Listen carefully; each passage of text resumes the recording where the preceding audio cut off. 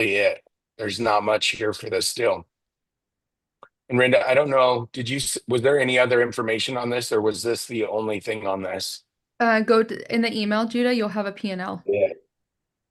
Oh, that's right. That's right. There was. Okay. Okay, so while Judah's pulling that up, give me just a second. What I want to do is I want to highlight to everybody what NOI stands for. You guys, I'm going to tell you when somebody replies and says NOI stands for net operating income, nobody actually knows what the heck that even means.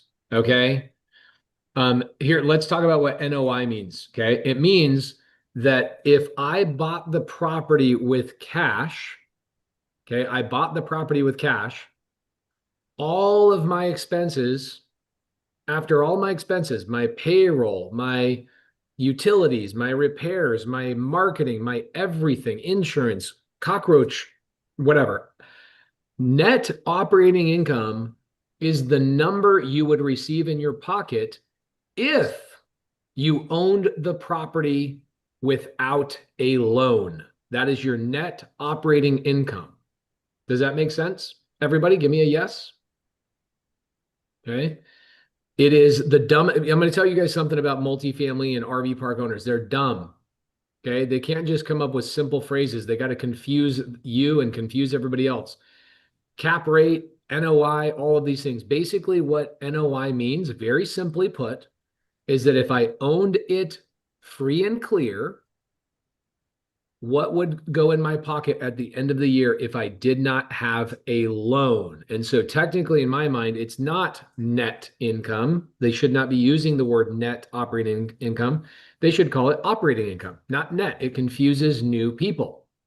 Okay. So net operating income is NOI. It will pop up 1,000 times when you are on, Josh Hill says, how reliable are those NOI numbers listed on the listings, Judah? How often do you think they're actually on point 100%? Zero.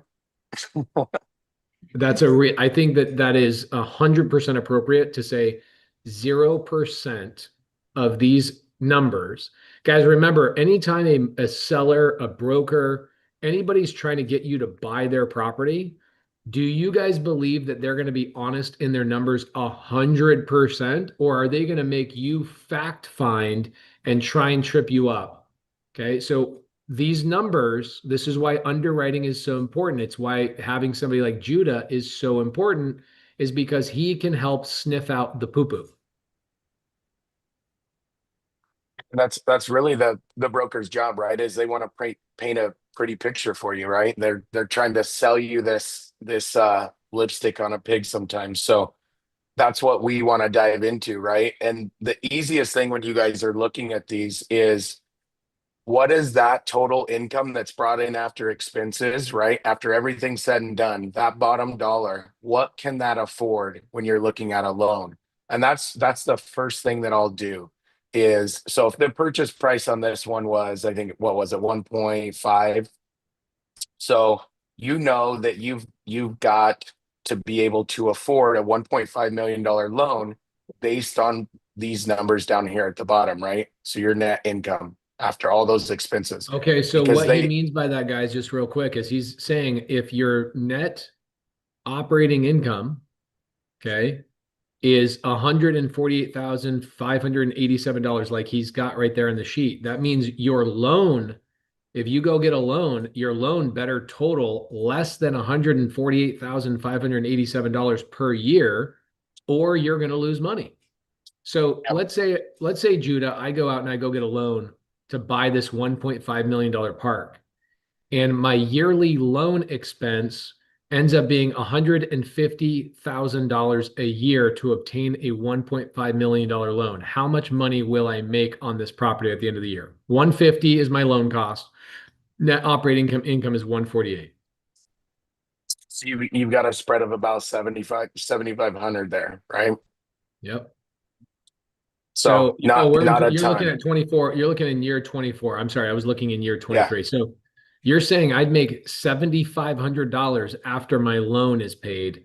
That doesn't sound like a fun situation. So Jeremy says, say that again. Let's go through this one more time. This is why this one point is by far the hardest part of underwriting, just FYI, guys. Okay. That net income is actually not, they use the words wrong. It's not net income. It should be net income before your loan payment. That's what NOI is for. Net income before your loan payment. So if it brings in, look at the number on the screen. You can see it in the lower right-hand corner. It says in 2024, this property brought in $157,529. Give me a yes. You guys all see that. Give me a yes. Okay. If I go out and I get a loan from a bank for $1.5 million to buy this property for what they're asking, and my loan costs me $150,000 a year, how much money can I go spend on sushi at the end of the year and not care about anything? How much money? Give me the exact number. Let's see how much you guys are paying attention. Okay, in 2023, it's negative $1,500. In 2024, it's $7,529 is what I would get back. That's my actual in my pocket income. Okay, so net operating income at the bottom is before my loan. Does that make sense? It's before my loan.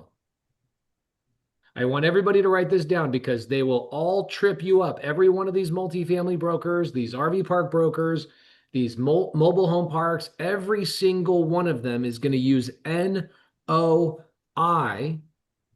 to get you to believe that these properties are making money when they are not making money for people that go get a loan. Okay. Kelly Humbarger says, how do you know what your loan payment is? Kelly, there's beautiful things called bankrate.com or other really simple websites, but you could also just reach out to your lender, which we won't touch today. If you guys want, I'll do that in a future training for SubTo. I'll show you guys how to do that. Judah, keep going, brother. I'm so sorry. No, you're good. You're good. Yeah. So what we want to do, and going back to Paige's point, you can literally just search loan calculator in Google, right? And find out if you were going to go get a $1.5 million loan, what would that cost you on a yearly average, right? So when we look at something like this at 1.5 million, if you were to go get a loan, let's say at 10% down, right? You're going to have to put in around 150,000. That's going to give you a loan amount of 1.35 million, right? So what we want to look at, and this is the easiest way to just sift through these things when you find them online, is looking at that loan amount and seeing what an average, okay, so if we look at interest rates, average interest rate, you're going to put that into that loan calculator. And we want to see what this thing will debt service at. So when I'm looking at this, I'm going to just pop a couple numbers into my calculator on this side here. So let's say if we're going off of 24 numbers, right? We're at 157,529 at the net for the net income. Minimum debt service that a lender will want to be at is 1.25. So that is what your cover ratio is that you're looking for. So how much debt on that loan and that net income service on that loan, right? So when we look at this, I can already tell you at 1.5 million with $150,000 down, that gives you a $1.35 million loan. Let's say you went to SBA and you got a SBA loan for 10% down, you're probably at 9.5% interest rate, right? Those loans through SBA and your bigger people are going to use conventional loans, which we can talk about that later, but that's going to be a 25-year term. So when we look at that, what does 1.35 million cost you over the course of 25 years? And what does that come to on a yearly debt service, right? So when we look at that debt service is $141,000, $141,538, right? So when we look at that, we're going to take what our average net income is, and then we're going to divide it by that yearly annual debt service to get our DSCR. Hey, brother, sorry. So many people have never heard, guys, people need to go. We got to go so slow. This is where the appreciation I have. People are always like, Pace, thank you for always going slow. You Yeah. guys, write down some words. Let's pause for a second. The word debt service. Judah is so smart. He has forgotten most things. He's forgotten more about real estate than a lot of people have even learned. Debt service means your bank loan. Okay, write Yep. that down. Debt service means bank loan. It's I want you guys to remember every time you see a multifamily person or a RV park person or any of these brokers, they want to keep you out of the business, so they have chosen to use words that will confuse you. Debt service is a bank loan. Okay, so for example, let's say I go to Judah, okay, and I say, "Hey, Judah, I need a loan for $1,000. That's a debt. What monthly payment do you need if you need it paid off in 10 months? What monthly payment do I have to pay you? 10 months, $1,000. So it's $100, right, guys? So that $100 would be also called my DEBT service, debt service. Debt service is another word for monthly payment.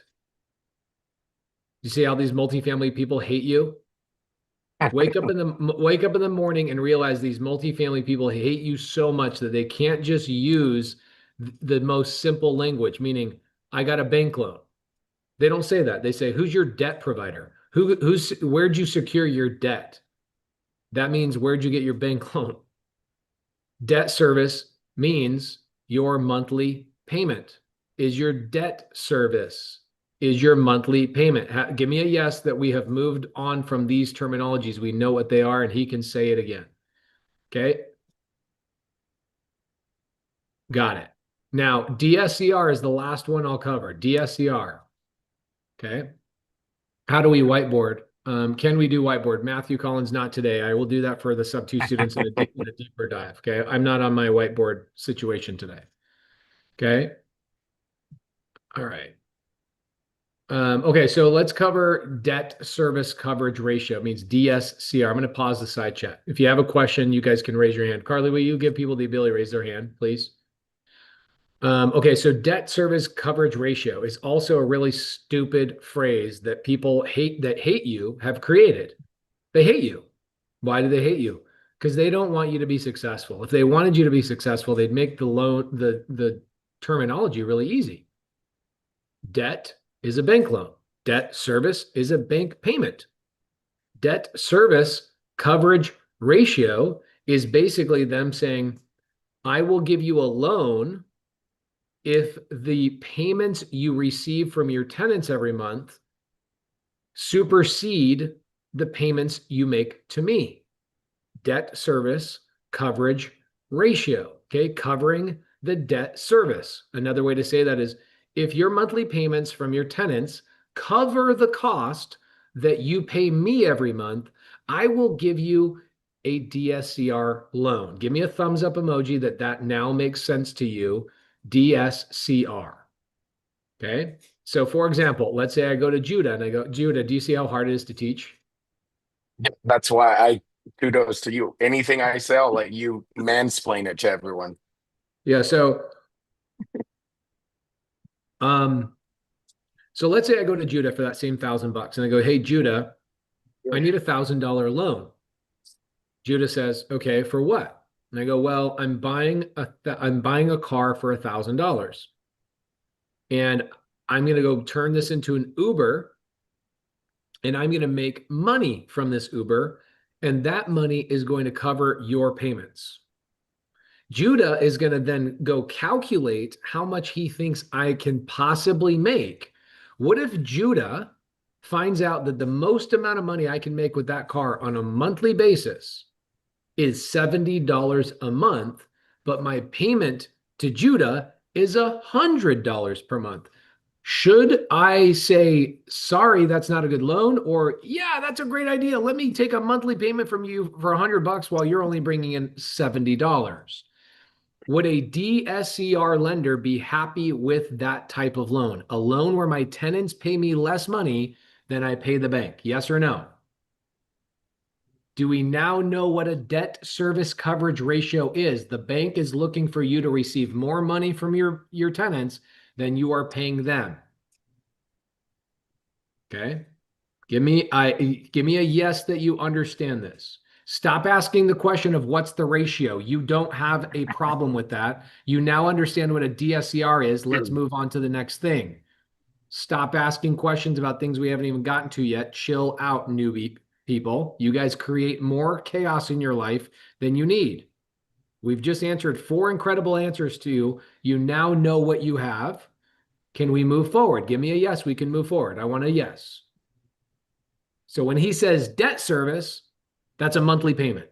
When he says debt service coverage ratio, DSCR, okay, that means a loan that they will give you if the payment you make them is paid for by your tenants. Okay? Perfect. What is the 1.25? I don't know what you talked about with the 1.25. That's the DCR ratio. Yeah. Okay. So the 1.25 is the ratio. So not all lenders are exactly the same. Can we all agree that Safeway, Walmart, Albertsons, Costco are all supermarkets and they all sell food, but they all do it a little bit different? Can we agree to that? Okay. All DSCR lenders are not made exactly the same. They will give you a loan based on money coming in, okay? But Vicky says, thank you, 50 years on earth, and now I finally understand. Heck yeah. Okay, but most lenders are going to be at a 1.25 ratio. That means if I'm making a payment to Judah for $1,000 or $100 a month, he wants to know that I can bring in how much money on my own from my Uber. How much money? Okay, do you guys all now understand the 1.25 ratio? Okay. Now, if you guys start asking more specific questions, then you're holding up the training. Is there any Egyptian that's out there now, or have we now sufficiently transcribed the Egyptian that Judah in 14 seconds laid down on you guys? Okay, awesome. Non-recourse loan, that's the last one. Did you say a non-recourse loan? Did you even bring that up? No, I didn't. You guys are crazy. You new people. Guys, if you are a new person that is asking questions that we haven't even brought up, I want you to type the word crazy in the side chat because you are straight up lunatic. Nobody's even brought up a non-recourse loan, and you are literally asking what a new. You don't deserve the side chat. We can't have nice things. We can't have nice things when you guys are around. Okay, Judah, keep going, brother. All right. So now that we got that out of the way, so if we're looking at this loan amount at the 1.35 million at a 9.5 interest rate, we know that that total debt service on that loan is 141,538, right? So 141,538.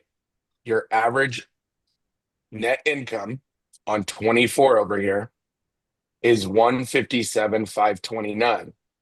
I think I saw somebody put it in there, what that ratio comes out to, and it's 1.11. So you will not find a bank, more than likely, unless you're Pace or someone else that has a decent portfolio, that would be willing to lend on a debt service of that ratio. So that's the first thing that I will always look at when I look at the OM or a P&L, just to do a quick overview. Because then at that So point, the OM stands for offering memorandum. Again, it's a really tricky word. It's basically OM means we are offering something. This is our marketing material. Here are all of our details. We're going to call it an OM. Okay. It's an offering or basically a piece of marketing material to convince you. Like your guys, whoever's out there on Tinder right now, your Tinder profile photo is your OM. It's your offering memorandum. Okay. So I'm going to call it a flyer for you for next time. there you go. Flyer, your flyer, the thing that I'm trying to pitch you on. Okay. So he's looking at the OM in order to understand these numbers. Okay. So your first step for the note takers there Your first step is I want to figure out if I could even get a loan on the numbers that they're offering based on a debt service coverage ratio loan. Is that correct? Yep. That's the first thing I look at for any acquisition part. Doesn't matter what it is. Okay, so Judah, can we? I know the answer is no, but I just want to reiterate for the people that need to hear things four different times, four different ways. Can I go get a DSCR loan on this if I'm a brand new person? Probably not at this ratio unless you brought more down. Okay, and that sounds like crap because now more down payment means less of a return. That doesn't sound like a good deal to me. Yep. Okay, cool. So what's the second thing that you would think of on this particular deal?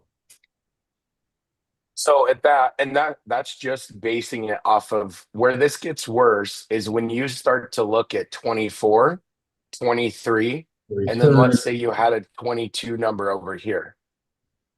And then you look at what the average of those 3 years are, that declines, right? So you've already got a 148 here. Let's say that 22 was lower. That just makes this worse for the cover. So what I'm looking at is previous 3 years.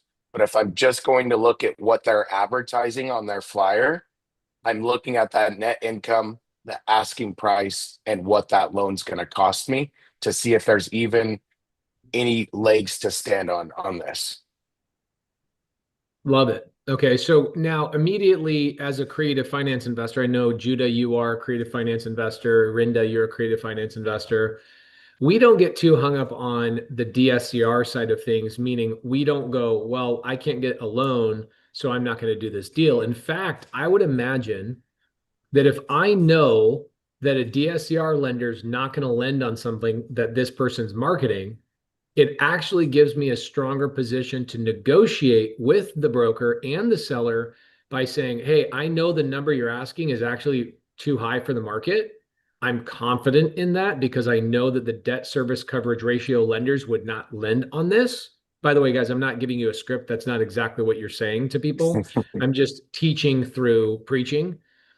It would actually give me a stronger position to go and negotiate for a creative finance deal because I know they're not getting offers at that $1.5 million deal. Correct? Yep.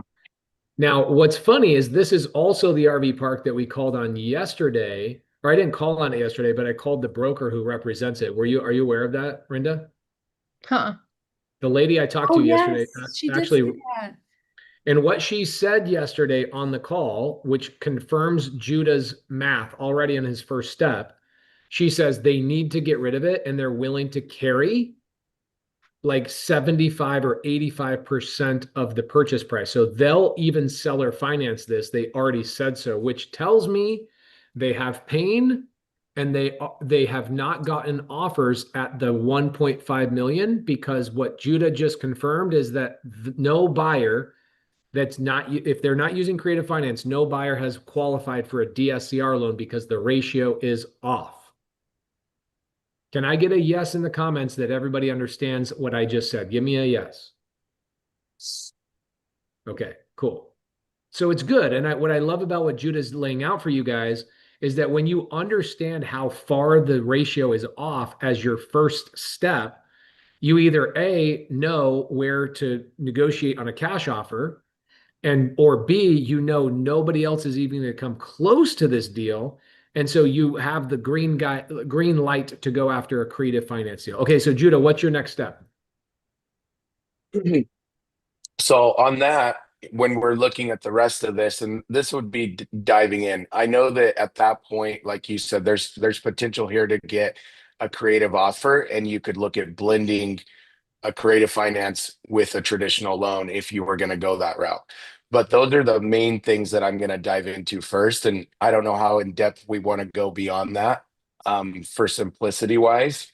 Really, when we're looking at these profit and loss statements, this is something I would go through next if the numbers are close, which this one is. I would say it's fairly close. I would want to then find out what are some of these expenses or income that's coming in up here that we can either lower or maybe there is some add backs from the seller in through here that's going to bring this up in order for me to afford that loan. Um, but that would be the initial first just quick view of it. I would say on this one, if I was going to look at this and try and do something, I would have that conversation with the broker at that point and say, hey, I ran the numbers. This thing is not financeable if we take it through an SBA lender. Here's my proposal. We give you the 1.5 and then we build it backwards based off of the numbers that we can afford off of this net income here. Yes. Okay. So a couple of questions in the side chat. Okay. One of the questions is, why not just give the seller an all cash offer and reduce the price? Who said we don't? Of course we do. We don't only do creative finance. We just have the power of creative finance to know that if they don't accept a cash offer, because guess what you're asking them to do? Guys, remember, you're a young whippersnapper that hasn't done jack all in your life. These people are not that. These people are accomplished. They've bought RV parks and they've probably retired in their life. And this RV park is probably one of the last assets they own. And so this asset is not just some asset to them, it's a symbol of all the hard work they put into their life. And so are they going to reduce their price 1.5 to 1.25 million because a DSCR lender won't finance it? No. Normally, they will not reduce their price that significantly on a cash offer. They're too prideful. That's number one. Rinda just said that in the side chat. They are too prideful. Number two, the reality is I like giving people the number they want. The reality is it benefits me to not go get a traditional loan, even if it's a 1 point. Here's a good question for Judah and Rinda. Judah, would you rather go get a loan for this thing at 7, 8, 9, or whatever percent, 20% down at 1.3 million? Or would you rather pay $1.5 million seller finance at 4% interest, 15% down? Option two. Option two. So you guys that are newer, all you can do, because you were trained traditionally that purchase price is most important. No, it's only important to the seller. It's not important to people who know how to structure and move the levers around. Rinda, Judah, the whole SubTo community, we are trained on pulling the levers. Give me a thumbs up that you understand that. Give me a thumbs up. The other thing you don't understand, because you haven't bought any assets in your life and you also haven't retired yet, is that the government wants all your freaking money. Okay? So when these sellers sell the property traditionally, do you guys know that they pay a capital gains tax to the federal government? And the federal government can take upwards of 40% of their gain. So let's say that this seller originally bought the park for $800,000 10 years ago. Now they've owned the park and they've gained $700,000 in equity. Do you, as a retiree, want to give 40% of your money that you just made on the growth of this to the federal government? Let's open up the side chat. You tell me, yes or no. Is that something that you want to do? So this is why creative finance dominates traditional real estate, is because not only, my friends, not only would a traditional offer go, okay, well, Judah, you're right. It's not worth 1.5 because you very eloquently went through the DSCR portion. I'm going to go offer 1.25 million to this seller so I can go get a loan. Cool. So the seller gets all 1.25 million at the close of escrow. That means they have they bought it originally for 800. They now have a gain of $420,000, whatever that, $425,000.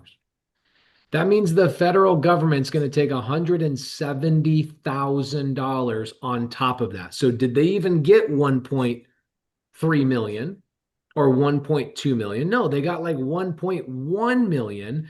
And then To add insult to injury, they paid a real estate broker commissions on top of that. And those aren't cheap. And those aren't cheap. So if I go to the broker and I go to the seller and say, hey, all these other dummies that are giving you cash offers, if that works for you, I'll give you a cash offer too. And I hope it works for you. But I'd like to open up another opportunity where I pay you the 1.5 that nobody else is going to give you. I pay you monthly payments with some interest. I don't have to go through a bank loan. You over time receive all your money, and we can structure it in a way where we can get rid of your entire federal capital gains. And you walk away with actually 1.5 or even more money because we'll pay you interest. We'll pay you interest instead of me paying the stupid bank interest that I have to get a bank loan in order to lowball your ass. So think about how silly this sounds. I'm going to lowball you so I can get a higher interest rate.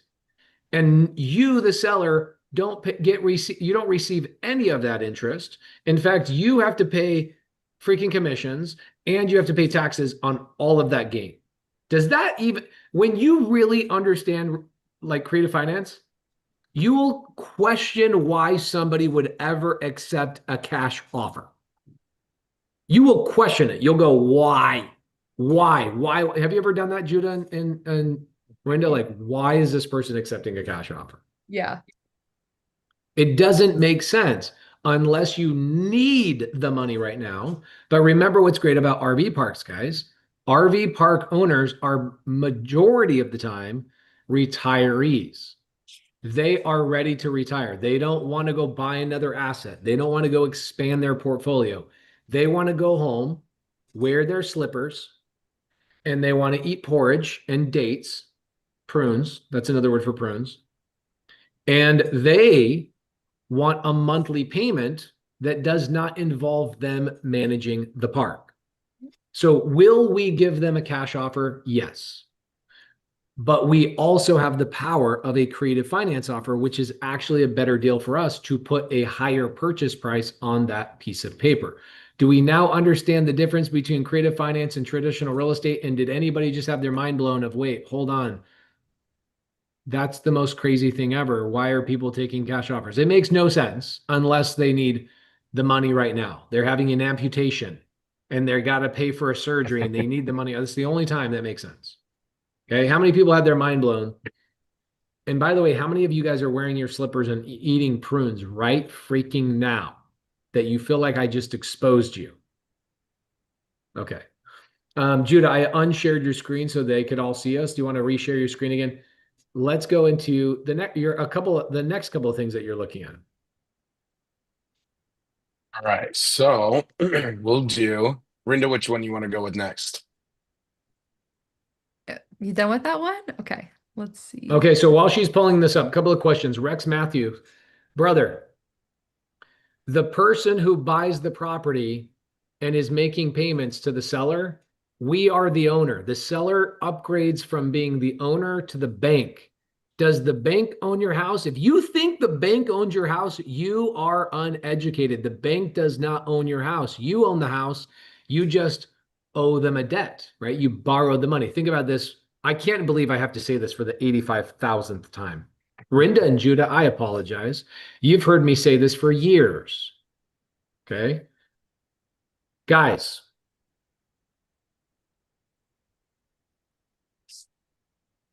some of you new people need a hug, like so bad. And I hope that you get it soon. Some of you guys that bought a house and you pay a bank loan to the bank, do you guys think that the bank owns your house because you pay them a payment?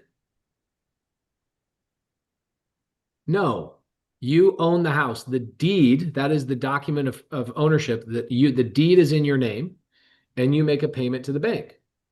In this situation, the seller on seller finance becomes the bank and you make a payment to them and they transfer the deed into your name. That is how that works. You get the deed, my friends. Okay. Now you are the owner. You bought it on creative finance. You make a payment to the bank. The bank in this situation just so happens to be named Dorothy, and she wears slippers and eats prunes. Okay. Now, Chris Ramos says they'll owe 40% on the payments or no. Chris Ramos, I do not have time to teach you guys how to structure a 10-year seller finance note. That is what we do inside of the SubTo community. We're just trying to help you understand how to look at the RV parks. Can you guys do yourself a favor? I love answering questions, as you can tell. Do yourself a favor and ask yourself before you ask a question, is this on topic? Or am I being a newbie that just asks questions about something that I shouldn't be focused on right now? And I'm getting in my own way. Okay. So let's go to the next part, please. So Judah, let's do hidden trails. And this one's good because you might not get financials, but I thought maybe we could easily like qualify or disqualify, right? Like, By the way, Nicholas Munoz has his daughter watching on YouTube right now. She says, "Wow, I'm 12 years old and even I know the bank doesn't own your house." Guys, every single time I'm in a training, there's somebody that believes that if you have a bank loan, that the bank owns your house. The bank does not own your house. Okay. 12-year-olds know this. It's time for you guys to know this too.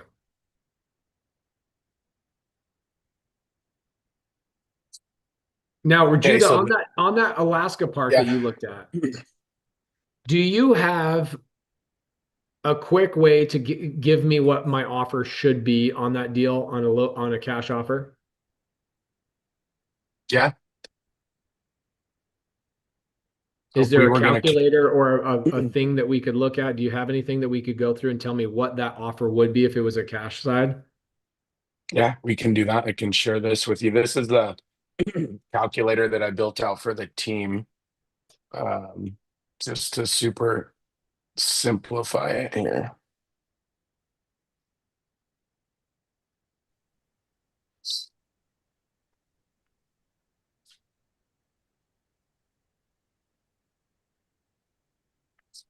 Let's see, I think this is the right one. Yeah, so this is it right here. Okay, guys, by the way, we will give you this spreadsheet tomorrow, not today, but we'll give it to you guys tomorrow on the live. First thing tomorrow on Thursday, we'll share this calculator with you if Judah says it's okay.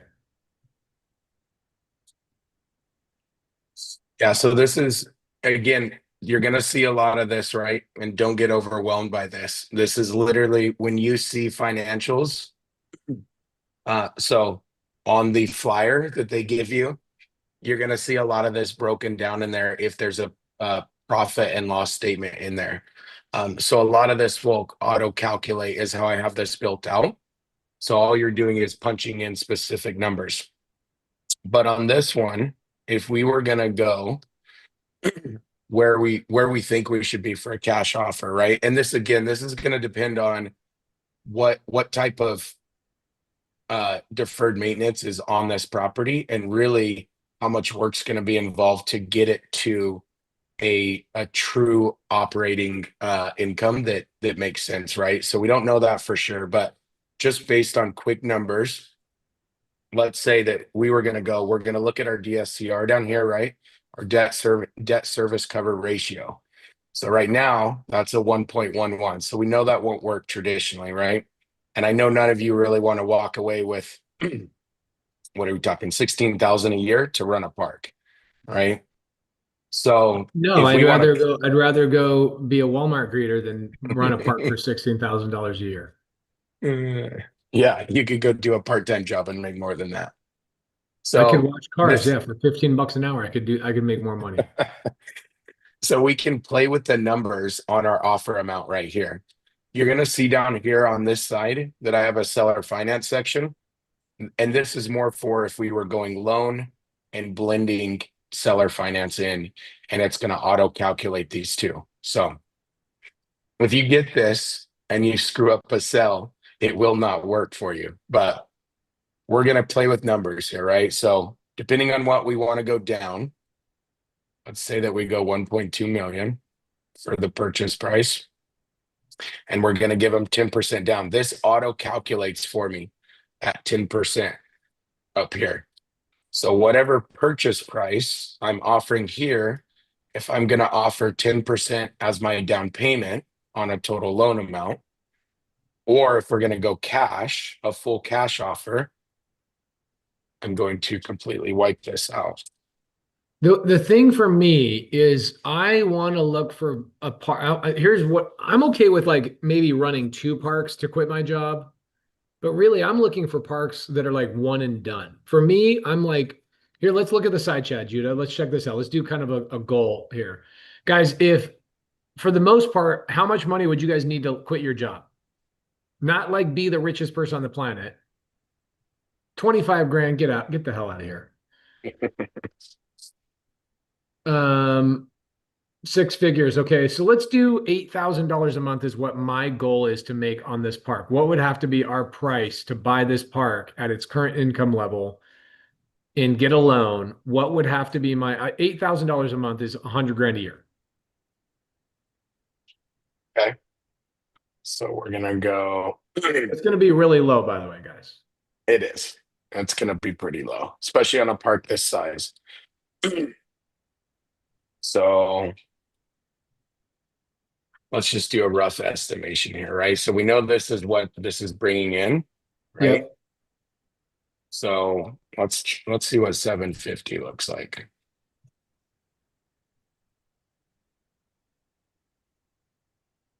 Not Yeah. quite there. All right.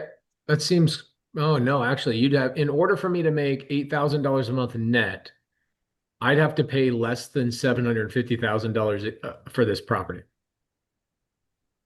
Okay, so guys, when you're underwriting as an individual to buy a park and you want to quit your job, these are the numbers you'd kind of like play around with, where you go, okay, well, what offer would I could put it in at $500,000? I bet you that's probably the number.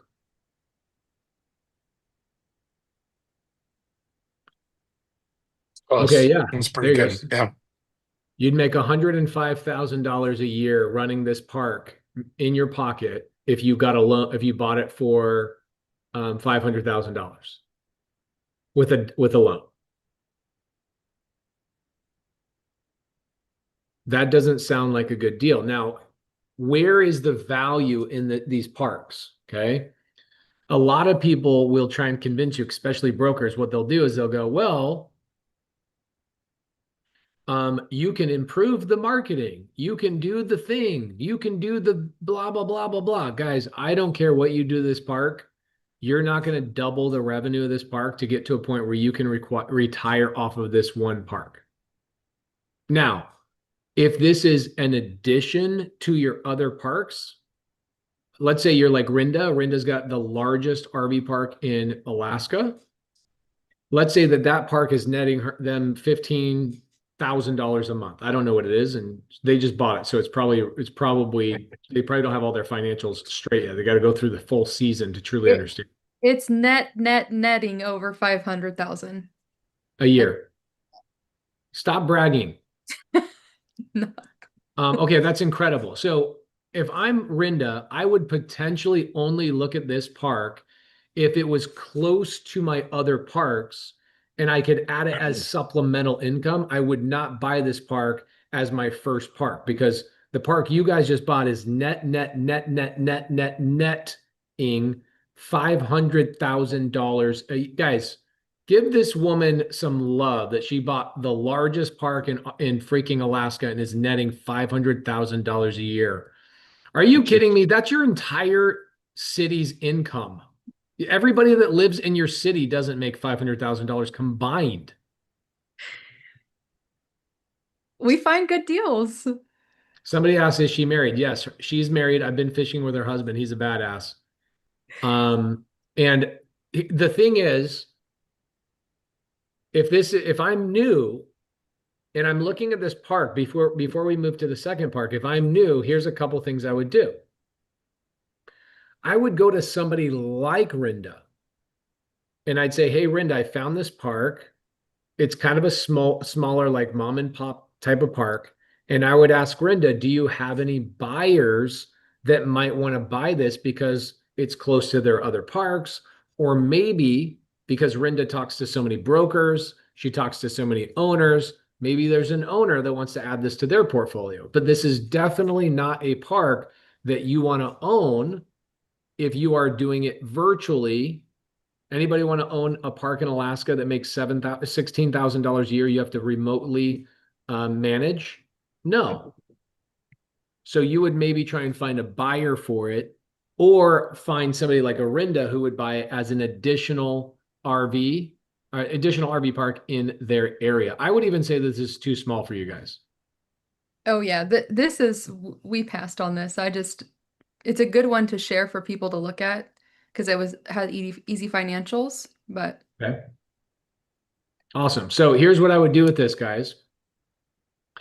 Anybody want to go move to Alaska and make like $30,000-$40,000 a year running a park and quit your job? I'm going to tell you right now, there is somebody on here that say yes. How many people say, give me literally, you'll work for $40,000 a year and live on this RV park for free? there's yeses. Of course there is. Out of 3,300 people on here, plus a couple hundred people on YouTube, 100% there's people in here. So the question is not if this is a deal, because it is a deal. It's just not a deal for rich asses like Rinda Emick, who makes 50,000. Just kidding, guys. Dude, I wish I could freaking jump in a time machine and go back to when you were like, Pace, I want to get a fourplex. And I could go, Rinda, dude, chill out. In like on September 10th, you're going to be talking about how you have one park that's generating $500,000. So she is definitely not the buyer. How many? Give me a yes, only yes. Don't give me a no if it's not for you. Give me a yes. Okay, give me a yes that you would move to Alaska, live at your park, manage the park yourself, and have $40,000 a year. Give me a yes. Okay. Do we see our buyers in the side chat, everybody? I said for you rule followers, I don't want to see the no's. I asked for the yeses only. Cool. That's what I love about creative finance because I look at this and I think this could be structured to be a good deal for someone. Yes, they would have to be the operator, and they would have to do this as I want to quit my job and live in Alaska and enjoy my life. Does that make sense? Cool. Sophia Riza says, just teach me. Sophia Riza, this is really interesting. Sophia, are you not being taught right now? Oh, I know. I'm just saying when I go get there to Alaska. Oh, she's saying, let me move to Alaska. I'll learn how to run my own RV park while getting paid. All right, cool. I'm going to tell you right now, there was a time in my life at the age of 24 that I would have bought this park all day long, and I would have lived in Alaska for a couple of years, and there you go. Okay. Was this helpful? Everybody give me a yes if this was helpful to go through this. You guys learned at least 15 things today already on this underwriting sheet. Okay. Judah, let's move to the next one, brother. Okay.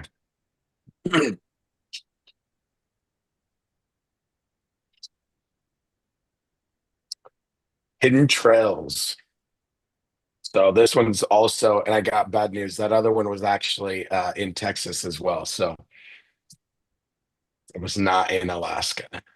Okay, that sucks. Some people want to move to Texas. I don't know if that's a real. Rinda, you live kind of in like a Texas-y place where you have no mountains. Is that okay with you? I'd rather be by the ocean than the mountain. Interesting. But so I lived by the mountains and it just was cold and I don't know. It was my favorite.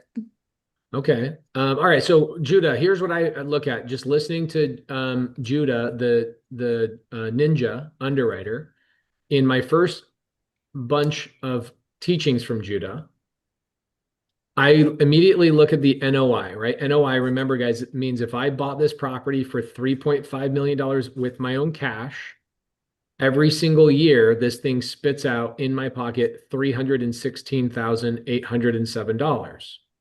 That's actually a pretty good return, right? If you guys think about buying this cash, I wouldn't be upset with a 9% return. But here's what you got to look at when you see these. Yeah. This is pro forma.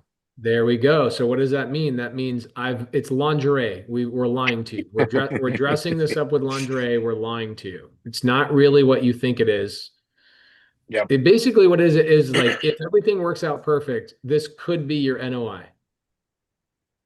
That's exactly what I wanted. Yep. All right. Isn't it amazing? I mean, if it didn't work, Judah and Rinda, they wouldn't do it. Right. So like what we're talking about, guys, is this is what Judah referred to as the flyer. Okay. My dad, when I was growing up, he called this the poop sheet. Where's the poop? I want to find the poop. Okay. So they immediately are lying to you by saying pro forma NOI. By the way, that is like Egyptian, I swear to you. Pro forma NOI. That means I'm lying to you. It's not currently bringing in 316,807. And what's so ironic too is like that's not really even a real number, yet you got really specific with the 807. Yeah. It's like instead of just making up a fake number of 316,800, you had to go to the 807. It's not even a real number, you liar.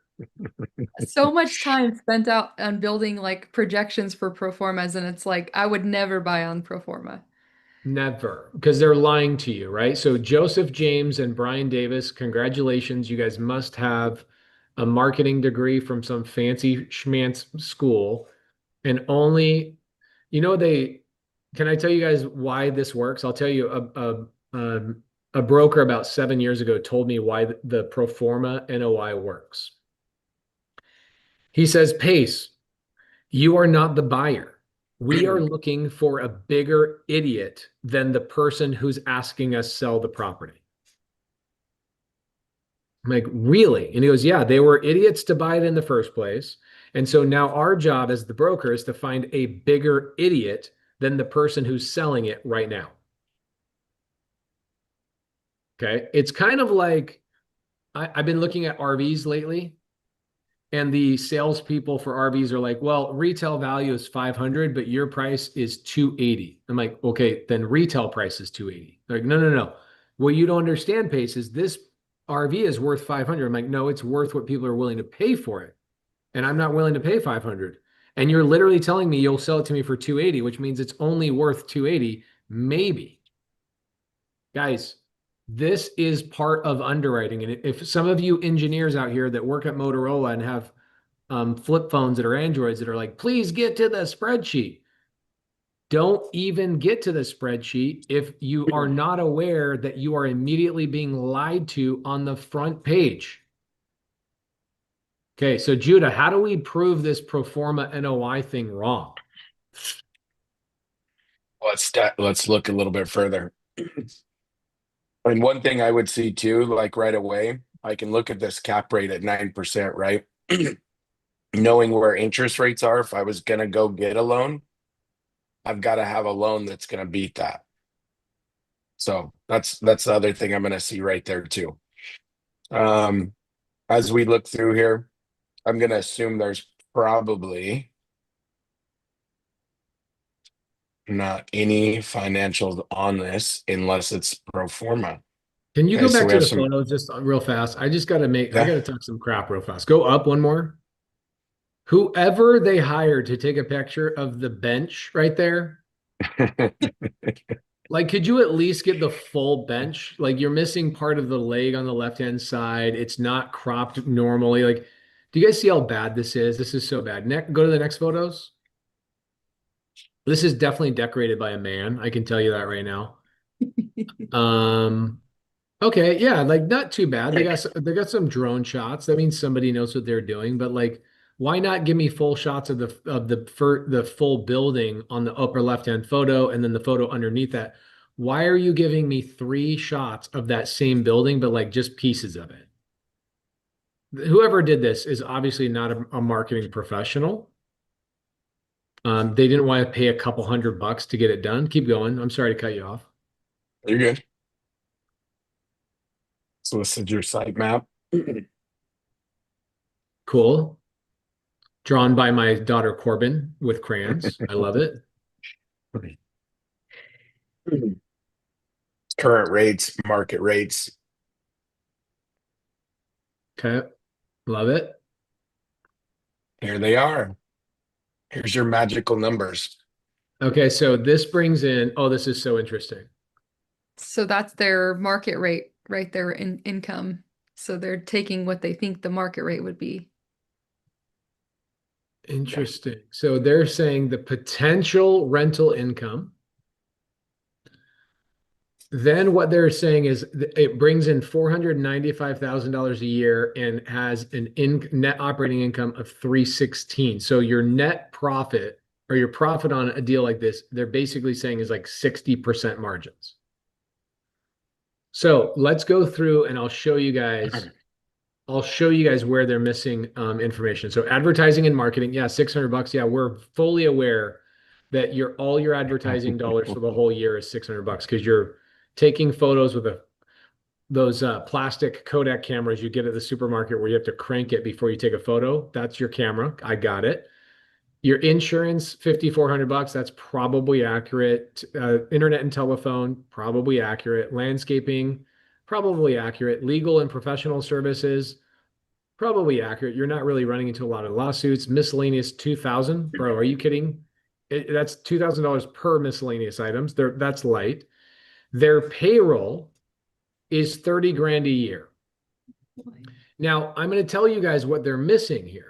And Judah, you tell me because you've underwritten a lot more of these than I have. Rinda, you have too. They are managing this park themselves as the operators, husband, wife, probably. And then they have some helpers subsidizing and they pay those helpers 30 grand a year. So what is not included in this breakdown is the payroll of the people who are actually operating the park. And so they're keeping you guys blind to this. Is like 30 grand. How are you running an entire park for 30 grand? Oh, because you guys are not showing on your financials that you are also paying yourself. Okay, got it. Anything else you think is missing on here, Judah?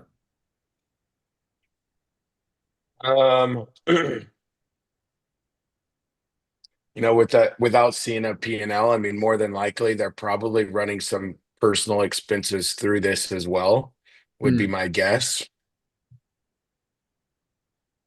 Okay. So do we want to pluck some numbers into your spreadsheet real quick? Yeah.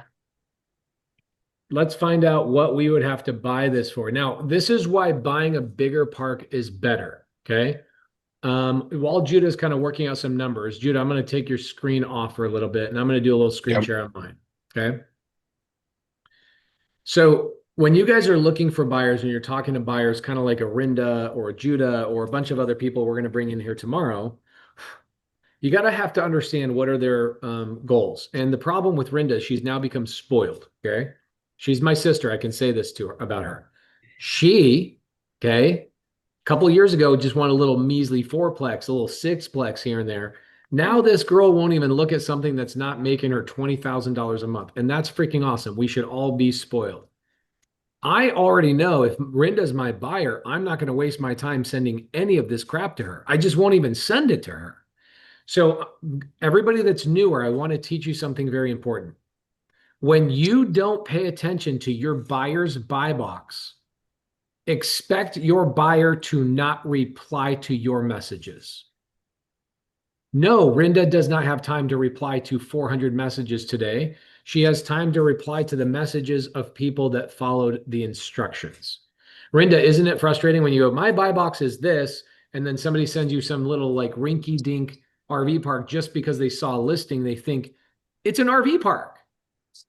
I know everyone's excited to get their first deal, and so I am sympathetic to that because I know I've been there too. But yes, it's like there's so many deals coming that we can't look at them all, and we get ones that are 12 pads or, and we have our buy box pretty clearly listed. But so I do try to give feedback, but it can be challenging to give back. Okay, so guys, can I get everybody's agreement in here that if you don't get a reply from buyers I connect you with tomorrow, if they don't reply, you know why. If they don't reply, you know why. It's because you sent them some crap that they shouldn't even have to look at because they should be busy comping and looking at stuff that makes sense. So take a look at this. This is one of my parks. I bought it for $5 million. This park is right down the road from this park. This little park right here does make money, but would I have bought this park by itself? No, I would not have. I would have only bought this as a supplemental addition because this park is now manageable a mile away from this park, which is a larger park. Okay.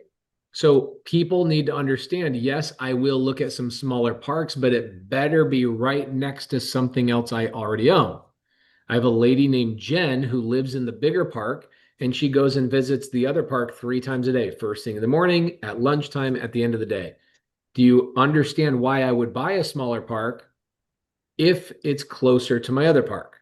So when you work closely with a buyer like Rinda, you're going to understand where her partners and her actually own stuff, and you're going to try and send things to her in those areas so she has economies of scale, which means she doesn't have to hire another RV park manager because she already has an RV park manager that can now do some extra things. And now that anchor of that RV park gives her motivation to buy more in that area, rebrand them to all the same thing so she can have a cohesive, recognizable brand in their area. Tell me, yes, that you understand this.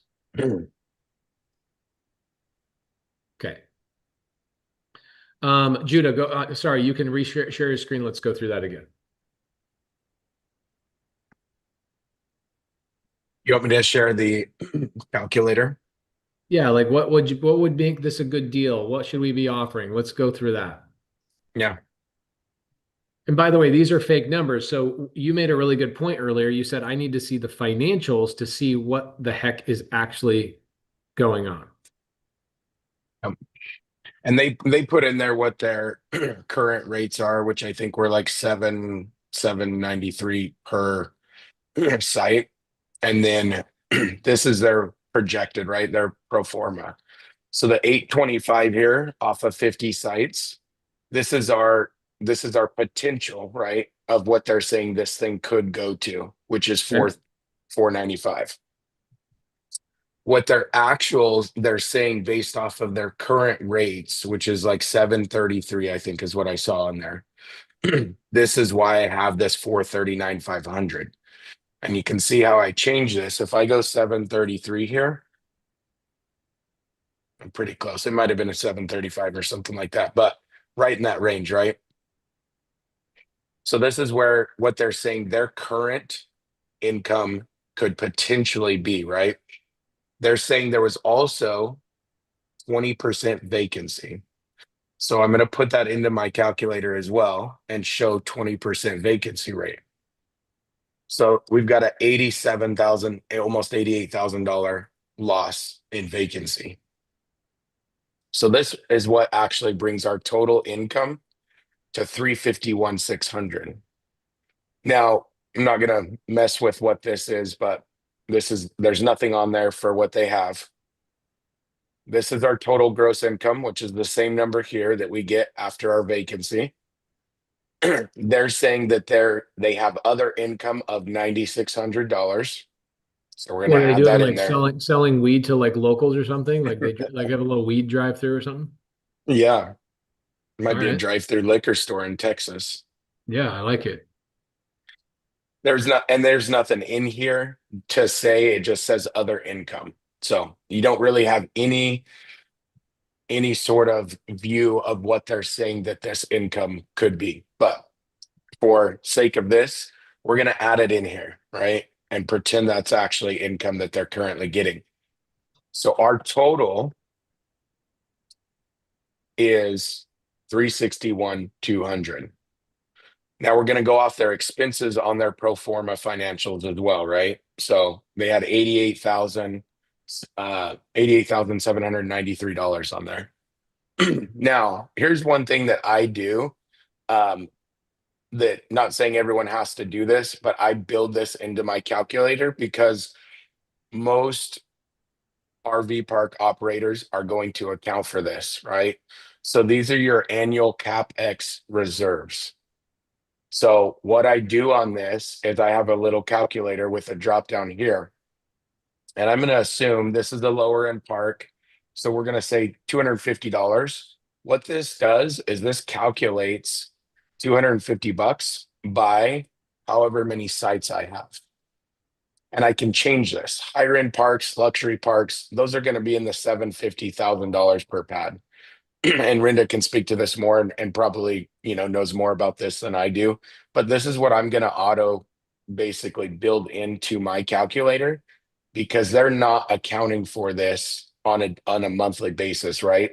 If there's something that happens to the park and they have to take care of those expenses, it's coming straight out of the pocket. They don't have a reserve built out for it. So I Guys, will automatically build that in there. CapEx stands for capital expenditures, which is a Yeah. stupid word for saying repairs and problems that arise and improvements to the property. It's not even so much improvements. It's just keeping up on the property. CapEx.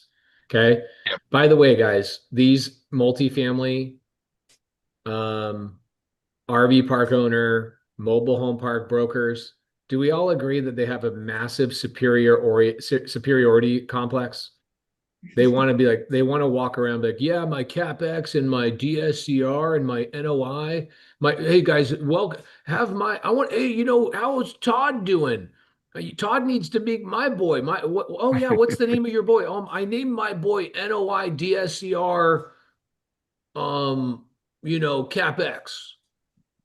Like, it is so stupid how complicated they make all of these stupid words, but basically it's capital expenditures, and it means people are like, Pace, stop it. It is basically, I got to repair stuff. Things are going to break. These are capital expenditures. They're not improvements to the property. They're keeping up on the property. Keep going, Judah. Sorry. The thing I got to would give a shout out. Someone just sent me the financials for this deal. So thank you. I got them too, but the Judah there, one thing I would consider for us, because we have some parks that are seasonal. So this is where we would be setting aside more reserves for seasonality and making sure that we could get through our off season. But I think this park maybe doesn't have that, but Yeah. What would you want to see set aside on a monthly per pad? I mean, ideally something like that work, or would you want that higher? I think the 250 is good on this park, but that's even higher than what they have on repairs and maintenance. So see, I think their repairs and maintenance are pretty low on their Yeah. financials, but so you're adding an Yeah, addition. it was only 3,300 is what they're saying it is. Yeah. Yeah. I just And you want to could point you could something out leave real this. fast, guys. I want to point something out. Please pay attention to this. I'm sorry to do this to everybody. I've been teaching for a long time, as you guys can tell. And I knew that the day we brought up underwriting, we would go from 3,800 people that say, I want to change my life. I want to improve my life. I want to learn a new skill. And I'm like, we'll have 30% drop off. Literally 30% drop off. People are so full of crap. They do not actually want to change their life. They want to be spoon-fed baby information. And then they want to be like, okay, now I'm rich. Guys, congratulations to you 3,000 people that stuck around. Literally 800 people in the last hour and 51 minutes have left because I warned them this would be boring.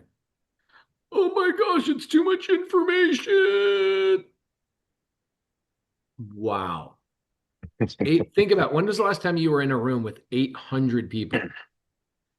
800 people left because they're full of freaking crap. Well, maybe not. Maybe 750 are full of crap.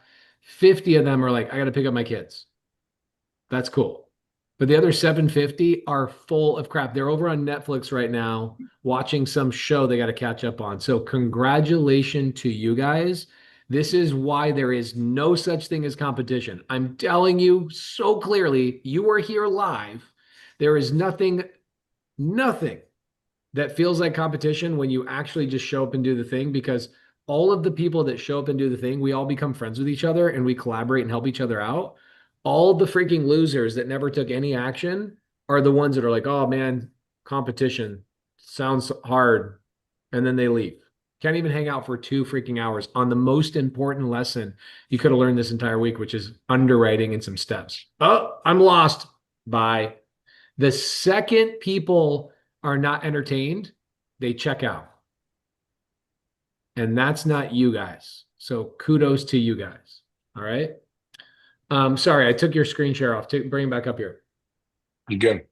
You told me not to make it boring, and I made it too boring, I guess. Oh, bro, anything with numbers makes people just go. And what I like, Miguel says, this is cool. It's just a little over my head. Guys, don't you want to learn stuff that's over your heads? Please write that down. If you're a note taker, please write that down on your notes. I need to be in over my head. You will never learn anything if you only focus on the things you already know. It's crazy, but you need to be in over your head. I like being in over my head too. So let's go. Judah, keep us going. Keep us cranking. Cool. So we're just gonna keep these, then we can keep these at 0, right? And these could be adjusted. We could add a different ratio in here as well. But when we're looking at what the potential, again, this was before we had the actual expenses in my phone here. We're looking at 272,000 roughly, right?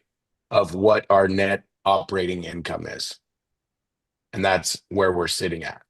Now they're asking a 9 cap on this.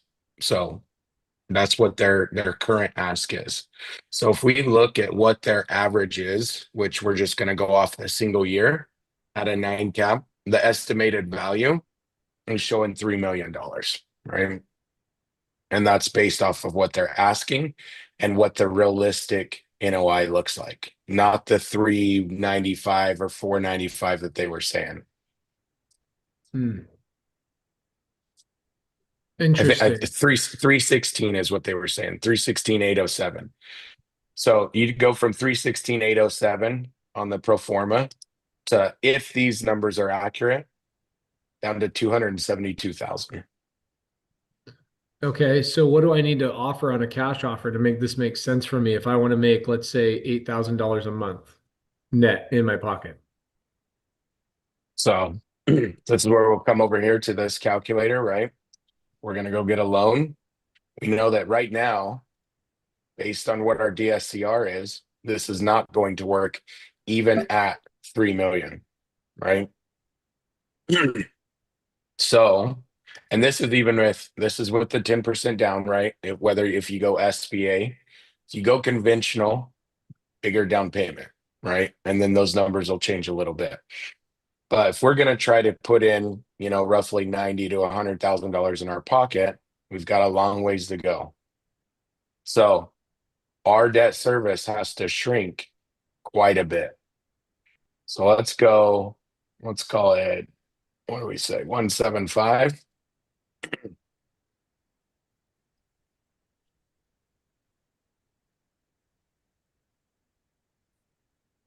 So we could buffer up a little bit if we wanted to make the 100, right?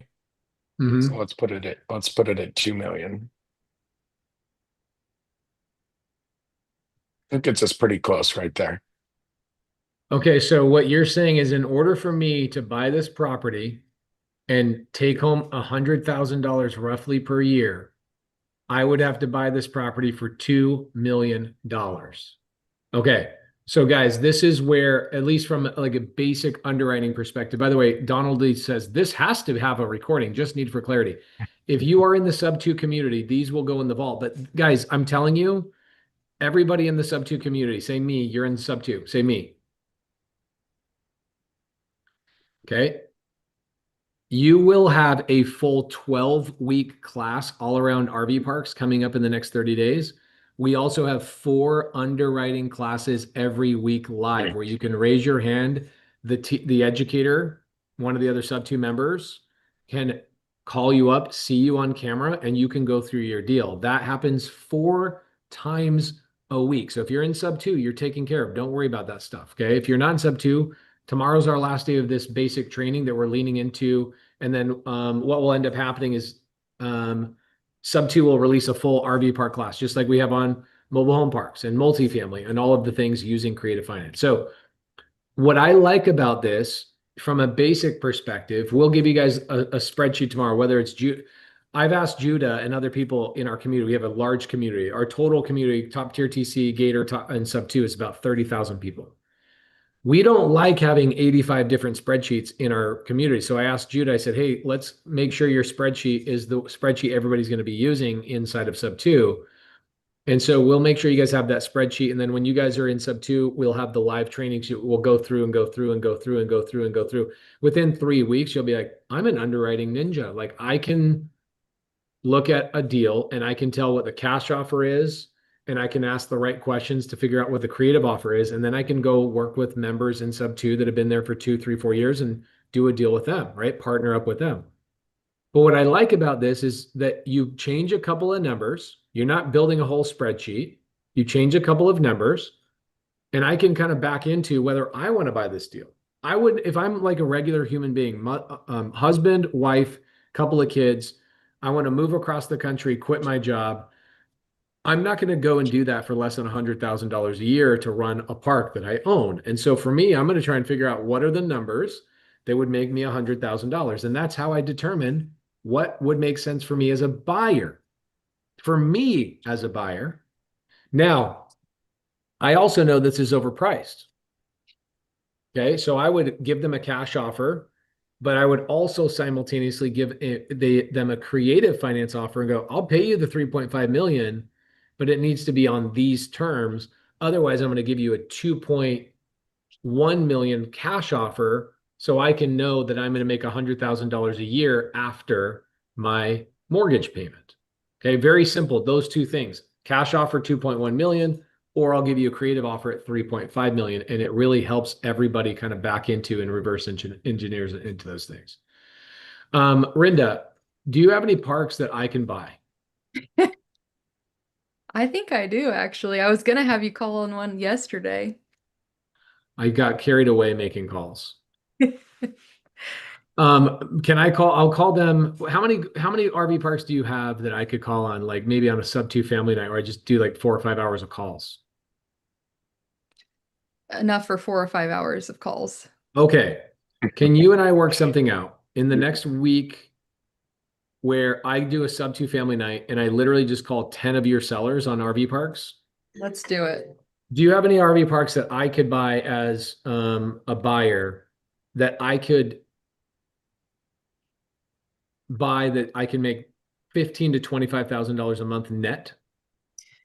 So there's a park that I was going to show you because the reason why we passed is because it's a mobile home RV park kind of combo. I like those. Yes, yeah, like 2 properties kind of. The problem with you guys is you guys are fancy pants and I'm not fancy pants. I'll buy stuff where people are missing teeth. I like long-term parks too and mobile home park. It's just that doesn't fit what our company does. But yeah, but I think it's I think it's a little overpriced, but I think with your skills, I think you could get it to where it What makes city is this in? Is this the North Carolina, South Carolina deal? It's in Texas. Okay, it's Texas. It's a hybrid. It's part mobile home, part RV park. In what city? I'd have to pull it back up. If you could pull it up, that'd be great. I'm flying to Big Spring, Texas to visit 2 of my parks on Friday. If it's anywhere near there, I'd love to go maybe meet the sellers. Is it East Texas, West Texas, or you don't know because you're from Colorado, you don't know things? Oh, I know my east and west and north, and let me pull it real fast. It's I think it's more on the east side of Texas. But let me look.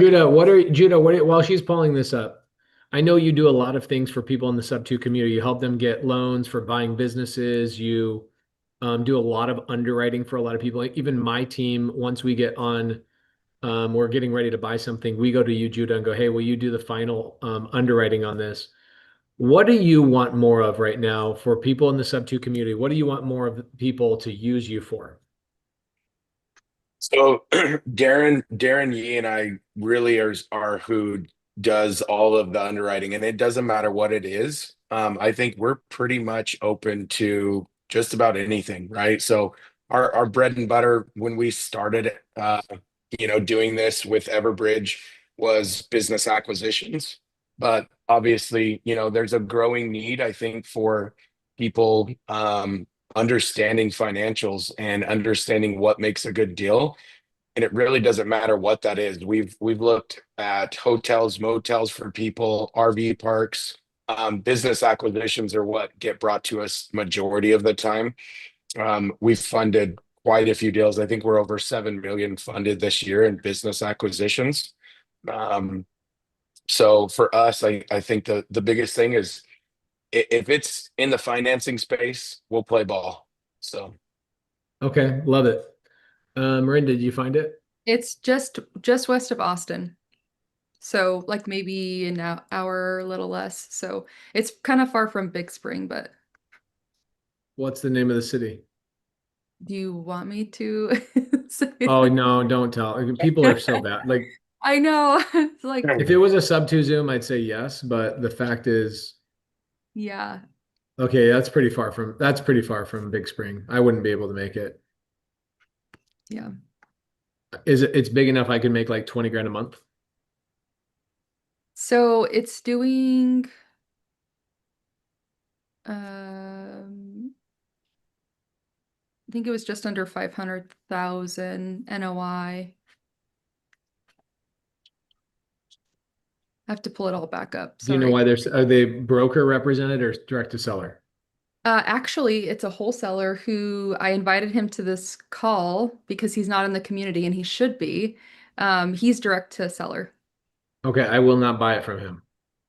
He doesn't have it under contract. He He just doesn't or does? doesn't. He's direct to seller, so he's negotiating with the seller right now. Yeah. If he brings it to you, I'll buy it, but I won't buy it from I won't do deals with people outside the community that haven't gone through like the safety badge and like the ethics badge and all that kind of stuff. I just won't. Yeah. Gotcha. Find me another one. Okay. Okay. Judah, you're the freaking man. I appreciate you. Rinda, what does your next 12 months look like with your guys' company? Are you guys going to try and close on like 5 RV parks, 4 RV parks? What are you guys thinking? We're a little crazy. We're shooting for 10. Uh I know. But we're getting our systems set, we're hiring, so we feel pretty good about it. But if we got at least 6, that would probably be amazing. But we're Okay, shooting freaking for love 10, it. yeah. What we're going to be doing, guys, everybody in the side chat, please give Judah some freaking love right now. Give Judah some love. He's prepared that spreadsheet just for you guys. Give Judah some love. Yes, guys, Rinda is married. Stop asking, okay? She doesn't even live in America. It doesn't even matter, okay? She's so far outside the country, it's ridiculous. Judah did move from Idaho down to Chandler, Arizona. He just bought a SubTo deal. Where'd you find that SubTo deal? SubTo member or direct to seller or what? it was an agent. Um, that's how I found it. We had kind of came down and looked at put an offer in on a house. I was trying to be your neighbor up in Mesa, and that deal didn't go through. So the agent was like, what do you need? What are you looking for?" And I ran him through. I said, I only want to buy a house this way. This is the only way I'm going to do it.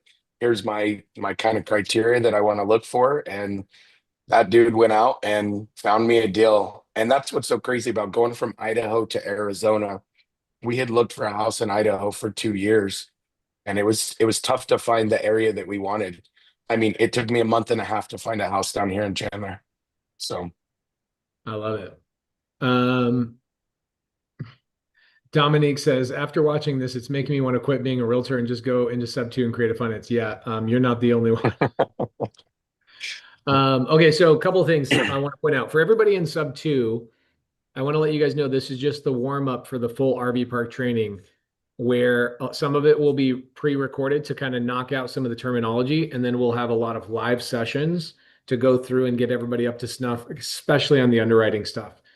So for some of the more advanced SubTo members that have been with us for 2 or 3 years that are like, I want to do a lot more RV parks, guys. It will be so much more accelerated. We will not be stopping and explaining DSCR. Obviously, we as a community know that stuff, but it's been a lot of fun for the last couple of days going through some of the basics for people that don't even know that these RV parks are such an amazing opportunity. Everybody that's in here that's new, that has enjoyed learning some of the basics of RV parks, please say thank you to a lot of the SubTo members that came in here and are like, yo, we got to go slow for these guys. We got to go slow. There was a point where everybody had to go slow for me. Rinda and Judah, believe it or not. Okay. Judah did not come out of the womb knowing how to underwrite spreadsheets. I don't know, maybe. He's a I smart didn't. dude. That was straight. That was Darren. When I got in with Everbridge, that was I literally had to learn, and I did a lot of learning on myself. When we were looking at financials, but Darren taught me a lot. So I'll give kudos to him. I love it. Okay, cool. Judah, we appreciate you. I'm going to throw you in the backstage. Rinda, I need you to set up. It'll be for next. Let's work it out right now. Okay. Who's in SubTo that wants to watch Rinda set me up for calls just to call RV parks where we can actually do an open session of calls where we don't have to feel like non-SubTo members are going to freaking try and steal the deals from us. And I can just do some private calls and we can actually talk about this. It's so crazy to me that I have to be that private with stuff. Okay. Leave that. Tuesday.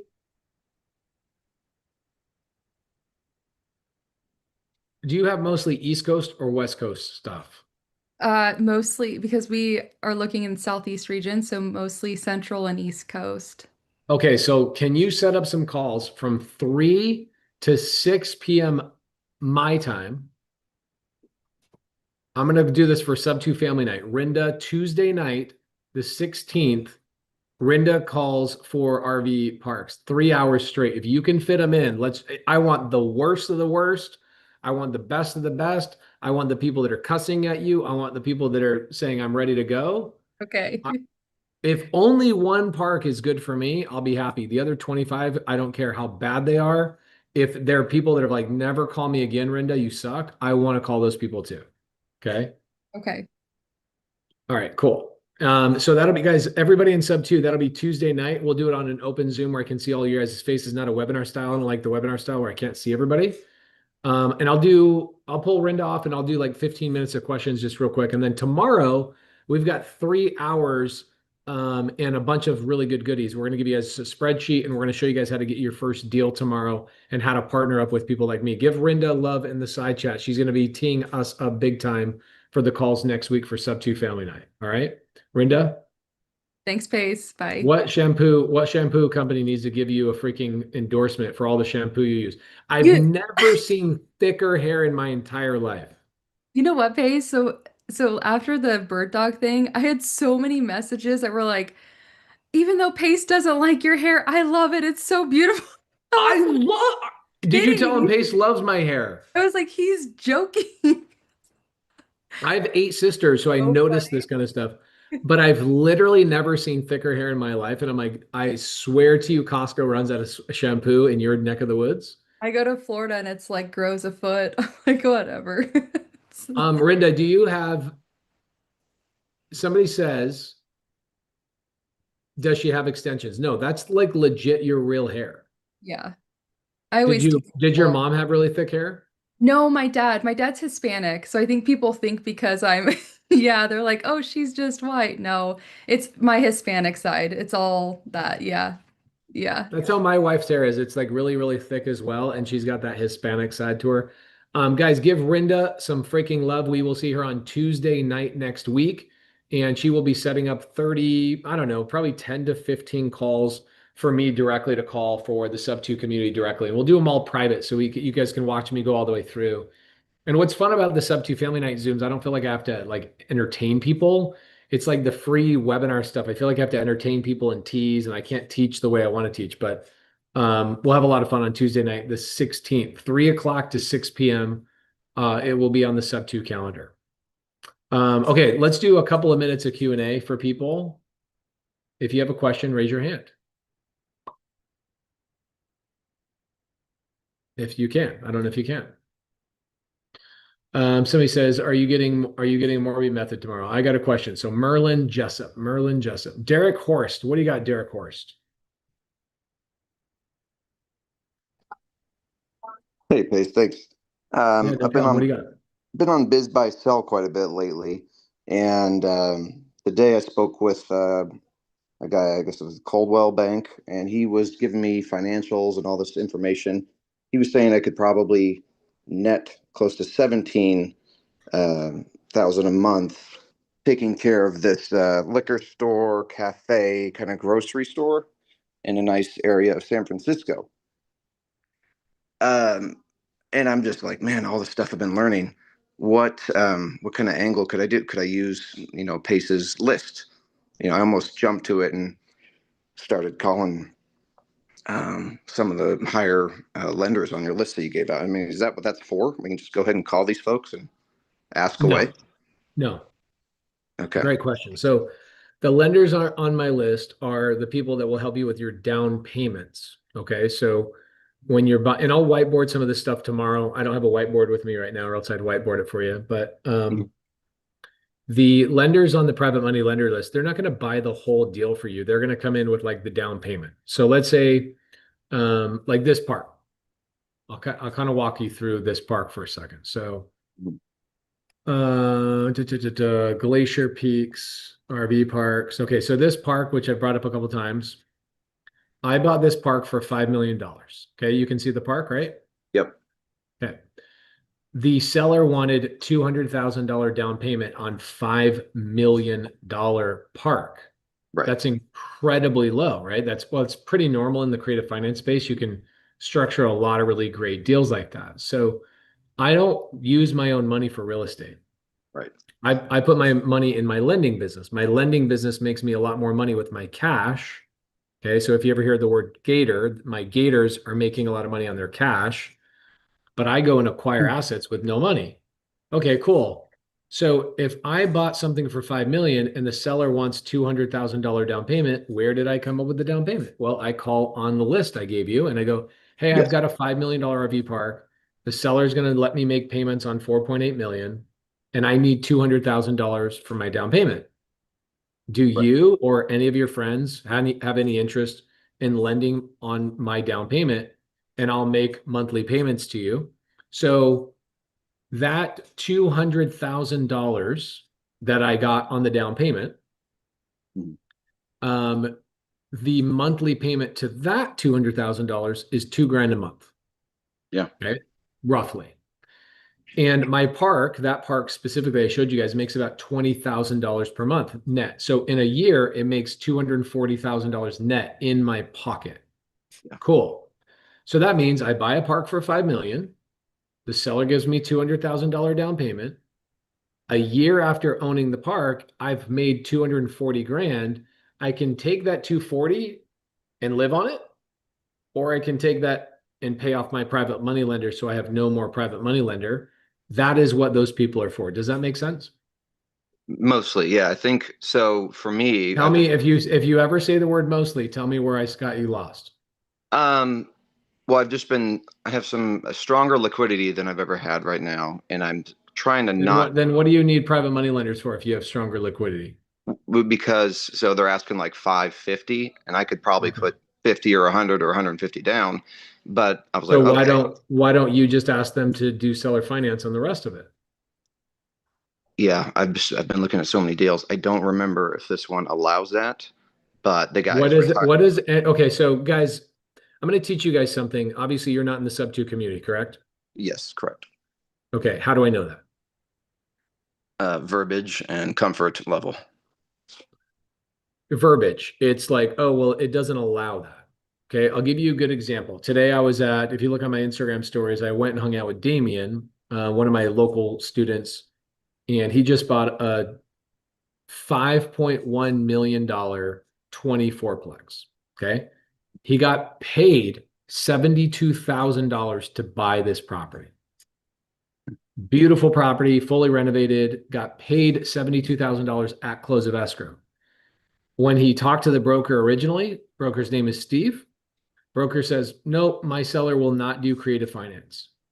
When somebody says it's not allowed or creative finance is not a possibility, it's because the seller or the broker do not understand creative finance. So one of the things I would have you correct in your terminology is, well, I say to you, I go, hey, Derek, is that deal? Why don't you just do creative finance? You go, I haven't pitched it because I don't feel comfortable with it. That's the truth. Right. But the broker probably doesn't understand it either, and I don't know where to go from here. But the answer is never they don't allow it. That's never the actual answer. Okay. It is that you don't know it or the broker doesn't know it. That's the only two answers. And if So I understood earlier, if I could ask quickly, it's a good negotiating tactic to say you're asking 550.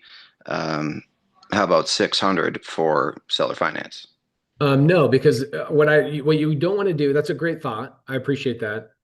I would rather you give them a cash offer of 400,000 and then a creative finance offer at 550 because that's what they're looking for, right? I don't overpay for properties rarely. I pay what they're asking. And what I do is I anchor really low with a cash offer because if it hasn't sold yet, okay, if it hasn't sold yet, then it's not worth what they're asking, right? Right. Because if they lowered the price to a certain price, it would sell almost immediately, right? There's a price that would sell in one day, right? Yep. Totally. Yep. Well, that's what the property is worth, not what they have it listed for, right? Right. So what I would do is I would give them a cash offer that is almost offensive. Like, hey guys, here's my cash offer. But also I would be willing to do 550 if you guys would give me seller finance. That's the original pitch. Now what you're going to run into, because you're not a sub-2 student, you're going to run into a problem if you're going to go to ChatGPT and you're going to go, how do I do this? It ain't going to work. And you're going to keep getting stuck, and it's going to feel like you're on ChatGPT. Right. You need somebody in the low. Do you live in San Francisco? No, I was just there for pleasure and business, and actually in Okay, Idaho. don't buy stuff. Don't buy a liquor store in San Francisco, bro. It was in the nicest area, so that's why I was attracted to it. But yeah, Yeah, there's just. But where do you live? in Idaho. Buy something in Idaho. Okay, Idaho's awesome. Better laws. We have about 700 members of SubTo in NorCal. I just did a meetup there. We had 700 people come out. Idaho, same thing. That's where Judah came from. Judah was in Idaho, owned a bunch of pizza restaurants. And what's cool about what we teach in SubTo is we don't just teach single family or RV parks. Anything that can be done with creative finance is what we teach, right? So what I would do is I am coming on a nationwide tour. Are you aware of that? Yes, sir. So the creativenationtour.com, if you go to the creativenationtour.com, you'll see that I'm coming to Idaho 3 times. Yes, I saw Boise, I think February 20th. Yeah, Boise, Pocatello, and Coeur d'Alene. I'm coming to 3 cities in your state. What am I doing? I'm inviting all my community members out, and we're going to do deals with each other live for 2 hours. And I'm going to give non-members the ability to meet some of those people and potentially do deals with them. And I would suggest either A, join SubTo, or B, wait till February, which time is important. I don't know if whatever. And come to a free meetup and meet some of the members, because what you're going to need more than anything else is you're going to need somebody that's done it to get on the phone with your broker, with your seller, with your whoever. Yeah. And actually get you through your first couple of deals, because it can be tricky and it can be problematic. It's like, yes, we could learn how to walk on our own, but it's nice when our parents held our hand type of thing. And that's where you're going to be. You have a lot of liquidity. Get a deal in Idaho. And if I were you, I would not buy a liquor store that requires employees, liquor licenses, etc. Mhm. If I were you, I would get a car wash in Idaho. You're in Boise. Mhm. I'd get a car wash, an RV park, a mobile home park, something, maybe even a 4-plex or a 6-plex. I would get something that's passive so you can spend your time looking for your next deal.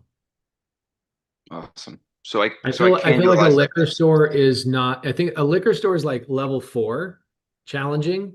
Mm. And you can get there when you have teams and processes. But if you bought that as your first thing, you're basically buying yourself a job, and you don't want to do that. So use that list, but it would be on if the guy, like there was one guy that says max out at 5 million. I'm like, okay, well that guy you want to go to for a $300,000 loan. There you go. Okay. Awesome. Thank you, Derek. Great questions. You're going to go far in life, bro. I can already tell it. Camille, Bonk or Bank? I don't know. Hey, it's Bank. I'm Alex's husband, if you remember me. Oh yeah, what's up? How you doing? Good, good, good. Totally excited about the RV park thing. So thanks for doing this. I'm looking forward to the semester. Question, what's the biggest bang for the buck when it comes to immediate upgrades after purchasing a park? So what are you looking for at the state to buy it in? State. Okay, so you just I asked mean, two not the different state, I mean questions. the condition of the park. Okay, so biggest bang for your buck immediately on an RV park is going to be um like coin laundry is always going to be the biggest one that a lot of these parks don't have, believe it or not. A lot of these smaller parks don't have coin laundry, or they have like a really janky one. And so I would do coin laundry is number one.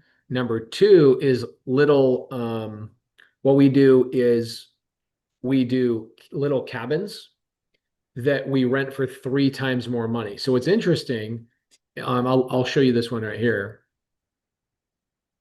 So you see all this extra grass I own. I own all this grass right here.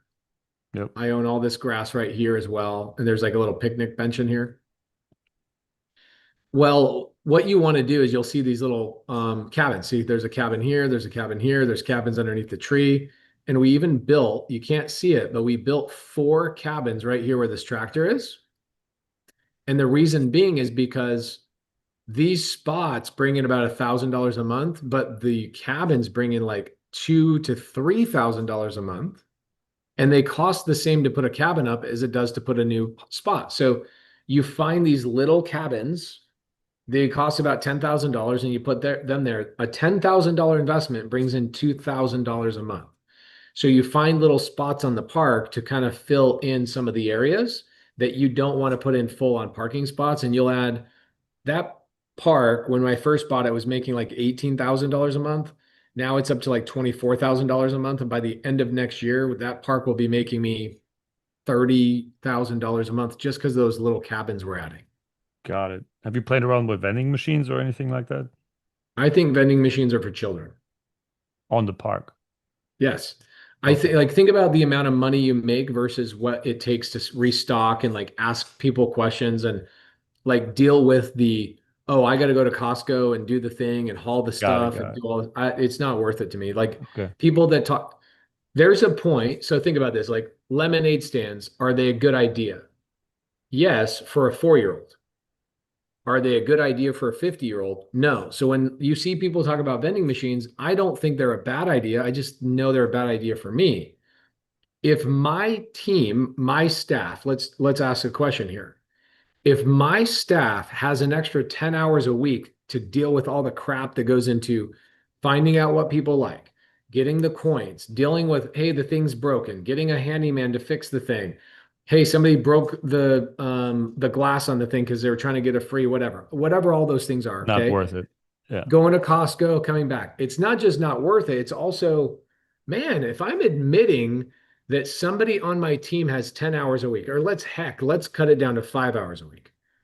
Let's say they have 5 hours a week. What would be a better use of their time to bring in more money to my park? Want to know exactly what it is? Yes, sir. Okay, this is what we do at our park that has brought in so much awareness and way more money. Check this out. You guys ready for this? This is another massive fun thing that's really cool. So this park, every Friday night in this parking lot, we tell all the local food trucks to come in. You can use our parking lot and we'll post on Instagram and let everybody know. So look at this really busy intersection. And when you drive by here, okay, let's look at this. You drive by my park, you're going to remember that I got this weird Volkswagen thing on the front of my RV park. And guess what you see? My whole entire thing is full of food trucks. Okay, you see how busy this road is? It's not, this road is busy. So if I have food trucks there, here's how I make my money. The food trucks give me 10% of their profit every single Friday night. I don't have to make the food, market the food, deal with the customers. I just let them use my spot, and it becomes a thing that every Friday night, the whole town is aware, oh, hey, let's go to Glacier Peaks for food. And so now everybody's going to Glacier Peaks, and the whole town knows that I exist. Does that make sense? Hmm. So if that requires some marketing, a little bit of communication and phone calls, 5 hours a week, what would you rather do? Allocate your time on a vending machine or allocate your time to a taco truck party every Friday night? Oh, yeah. Party sounds better for sure. Absolutely. Right. So I'm not saying vending machines are Yeah, not, no, a it good makes idea. sense. But also when I think about it, there's not enough foot traffic probably for vending machines or There's not a lot of foot yeah, traffic. No. yeah. I can tell One quick you. Yeah, sorry. I Yeah, just go had one ahead. more question. Yeah, go ahead. On the underwriting side, the second park had like labor, but the first one didn't have anything there. So I was wondering if you have some sort of You're talking about the formula. first park and the second park, comparing the two? Sorry, the first RV park and the second RV park that we looked at today. Okay, Is so there guys, a you have to percentage understand. placeholder that you put in for owner's draw or labor if it's not listed?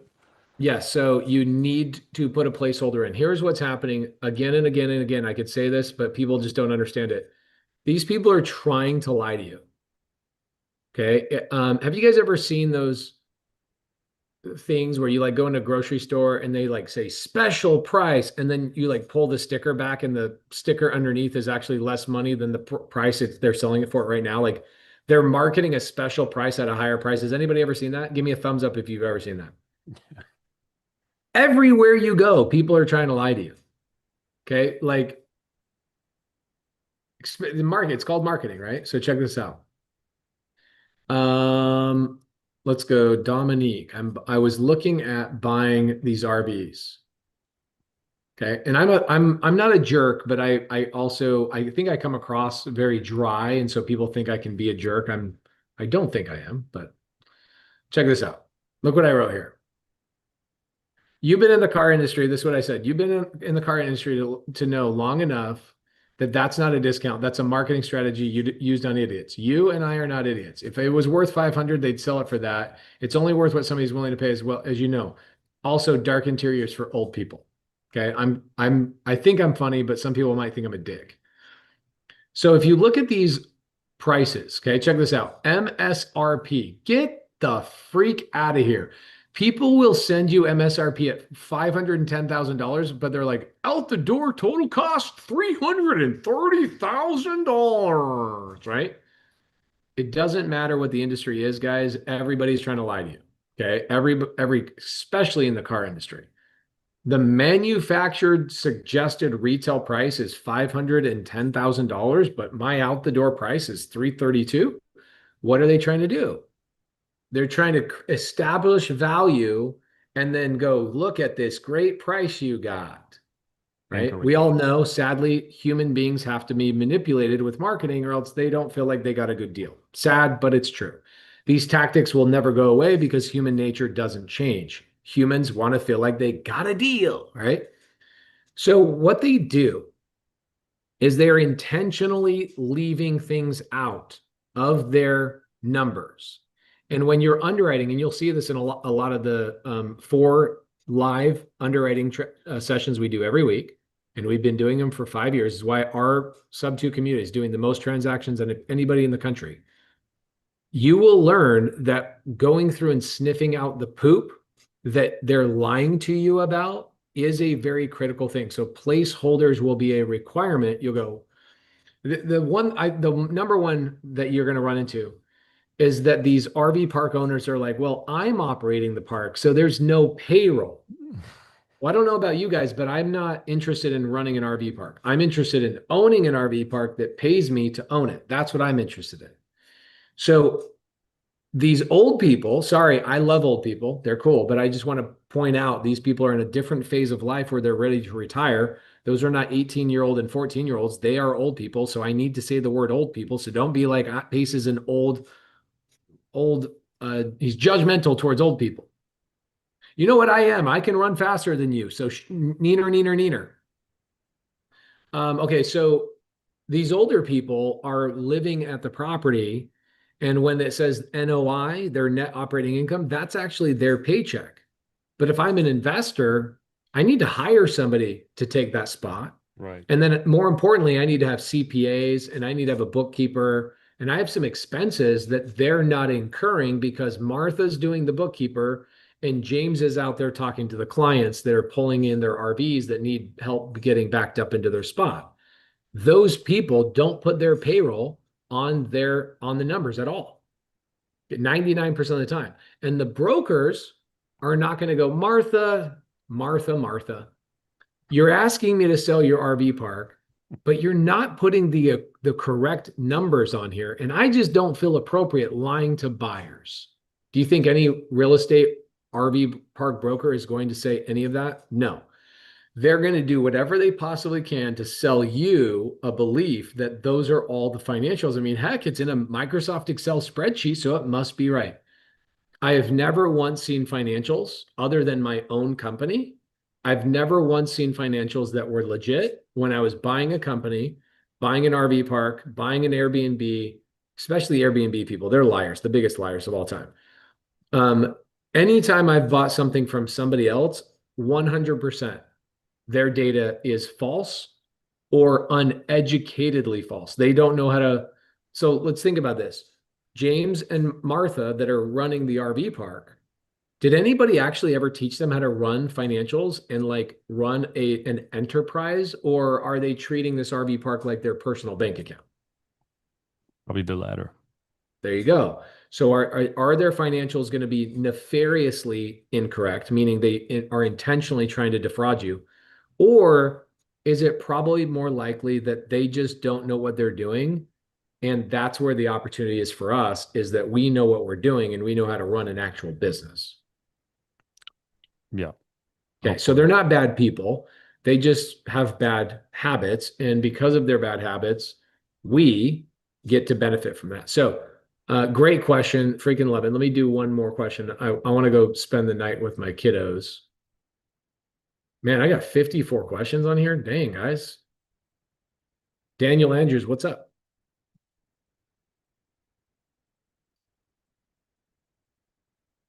Okay.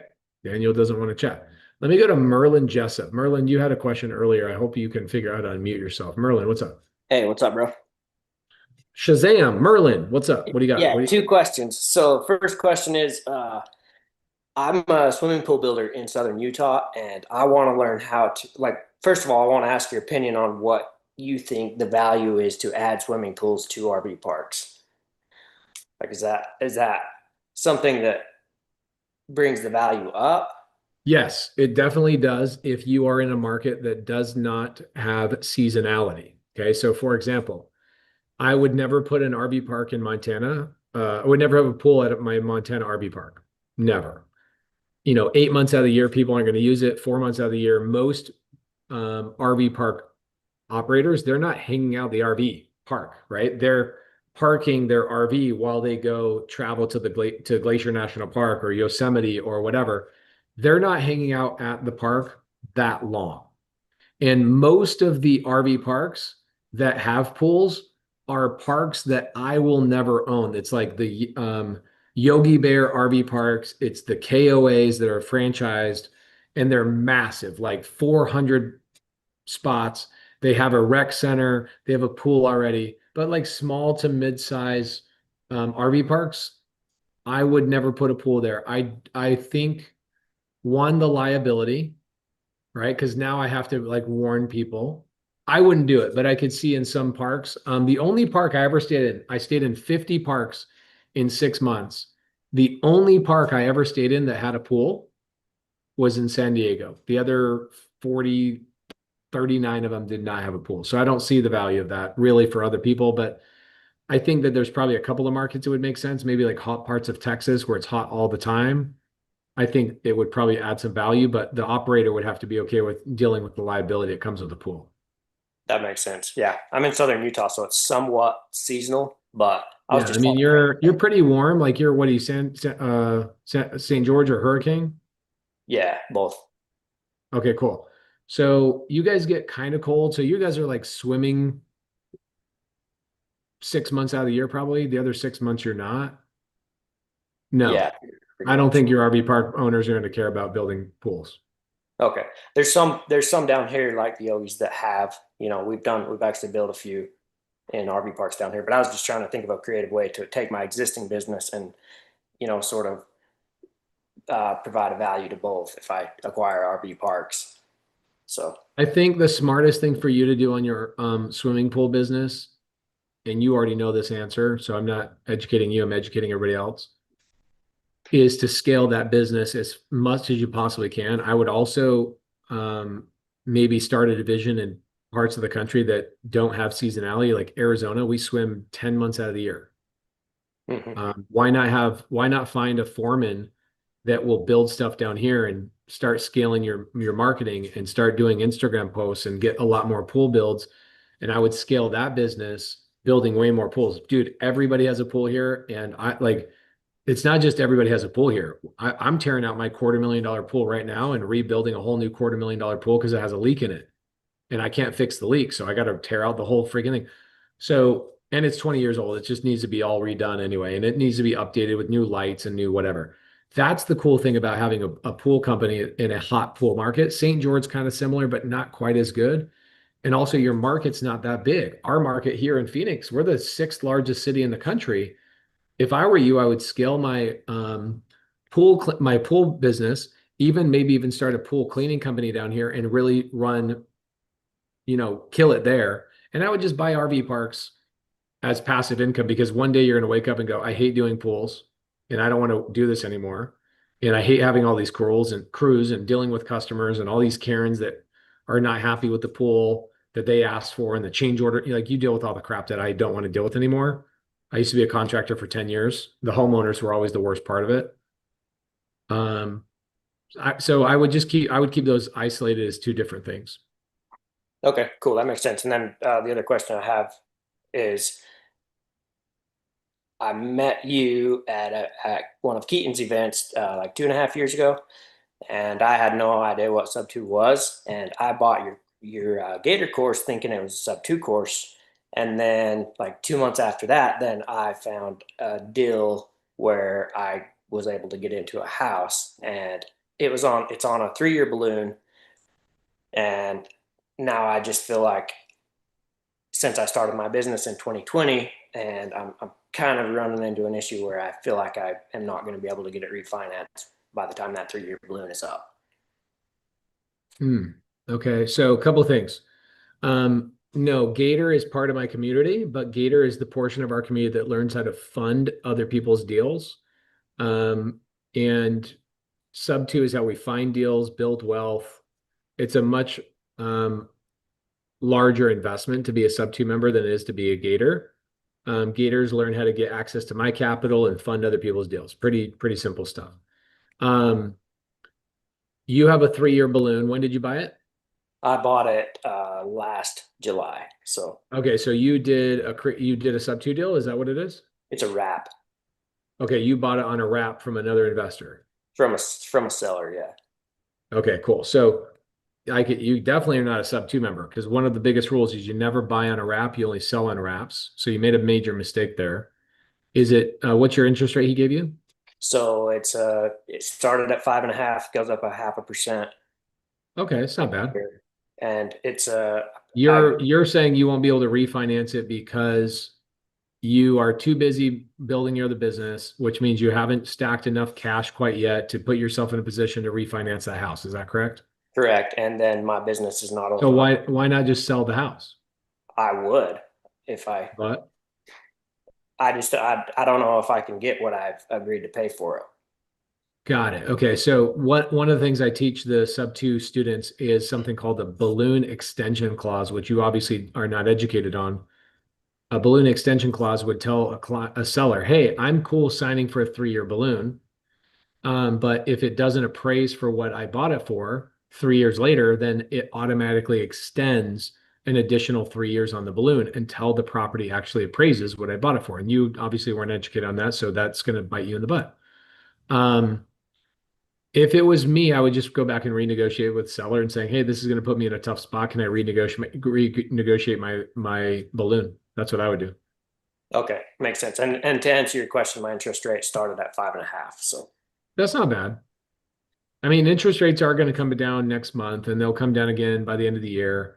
I think you'll be pleasantly surprised by the end of 2026 that interest rates will probably be in the high 4s. And I think you'll probably have a lot of pleasant surprises, meaning buyers will be buying houses at a higher price. Prices of houses are going to be going up in the next 24 months, not down. It feels like they're going to go down, but watch what happens when rates drop 1/4 point and then they drop another 0.5 point and then they drop another 1/4 point by April. If we go down a full percentage point, the real estate market is going to light on fire. And if I were you, I would just list that property as fast as I possibly can if you're stressed out about it. Okay, that makes sense. Cool. Love it. Thank you. Great questions tonight. Anybody that is, if you're in SubTo, remember guys, we do 39 Zooms a week. If you're brand new to SubTo, I got to remind you, if you might have joined SubTo yesterday or whatever, we do 39 live Zooms a week. There's 14 hours a day of live support that you can always get any question answered. And we also have Pace GBT that any question you have, you can just have it answered in your pocket at any time. And it answers it based on 5 years of 15,000 Zooms, not 15,000 hours of Zooms, 15,000 Zooms that have been done in our community. Get access to Pace GPT if you guys are in SubTo. Email support@subto.com. They'll verify you're in SubTo and they'll get you access to Pace GPT. So you don't have to wait in line for a question or whatever anytime. But also remember, I do a lot of times, 3 weeks ago, I did 15 days in a row, every morning, 3-hour Zooms every single morning, and just solved everybody's problems every morning in SubTo. I'm going to start doing that. I'm going to do that craziness in October 20th, all the way through March. I'm going to do a 2 or 3 hour Zoom 125 days in a row for the SubTo community. And if you are like, well, I can't wait for October. Yeah, I do a Zoom every single week for 4 or 5 hours for SubTo Q&A, or I'll do stuff like, hey guys, this week I'm just going to make a bunch of calls. You guys want to watch me make a bunch of calls? And then I'll do another Q&A. And then that's on top of the 39 Zooms we do on top of that every single week. So if you're in SubTo and you're like, man, this webinar is great, but I can't see people, and Pace pauses the chat a lot and all that kind of stuff. Just remember, you have access to a lot more. Just go to your MSA, your Member Success Advisor, email support@SubTo and go, hey, give me access to the SubTo calendar. I don't know how to get there if you're brand new. And we'll get you hooked up and we'll get you tapped into with all the other members and the people that are buying a ton of deals, and you can join their team and start getting deals cranked. So guys, thank you so much. I went a little bit longer, like 30, 40 minutes longer than I planned. We will see you guys back here tomorrow. We're going to introduce you guys to a group of buyers, and then I'm going to show you guys how to get your first deal in 7 days or less. Has this been helpful for everybody this week? Have you guys enjoyed the last 3 days of training? You feel like you've moved forward, you've realized things, you've had your mind blown of possibilities? Have you guys all had a ton of fun this last couple of days? Cool. Very, very cool. Go into the free Facebook group, the Creative Finance with Pace Morby. Take a screenshot, go in there and say, hey, this is my biggest takeaway from the week. Thank you to Rinda. Thank you to Judah. Thank you to Jordan Reyes. Thank you to people that have come in and like helped out. Take screenshots, show your gratitude in the free Facebook group. And if you're in SubTo, do the same thing and just go and network with Rinda and Judah and all of them guys. Okay. Appreciate you guys. We will be back tomorrow at 5 p.m. I've got a spreadsheet we'll give you guys tomorrow. Right when we start, I'll give you the spreadsheet for underwriting right at the beginning, like first 10 minutes. And then I'll introduce you guys to buyers tomorrow and show you guys how to get your first deal in 7 days or less. We'll see you guys tomorrow.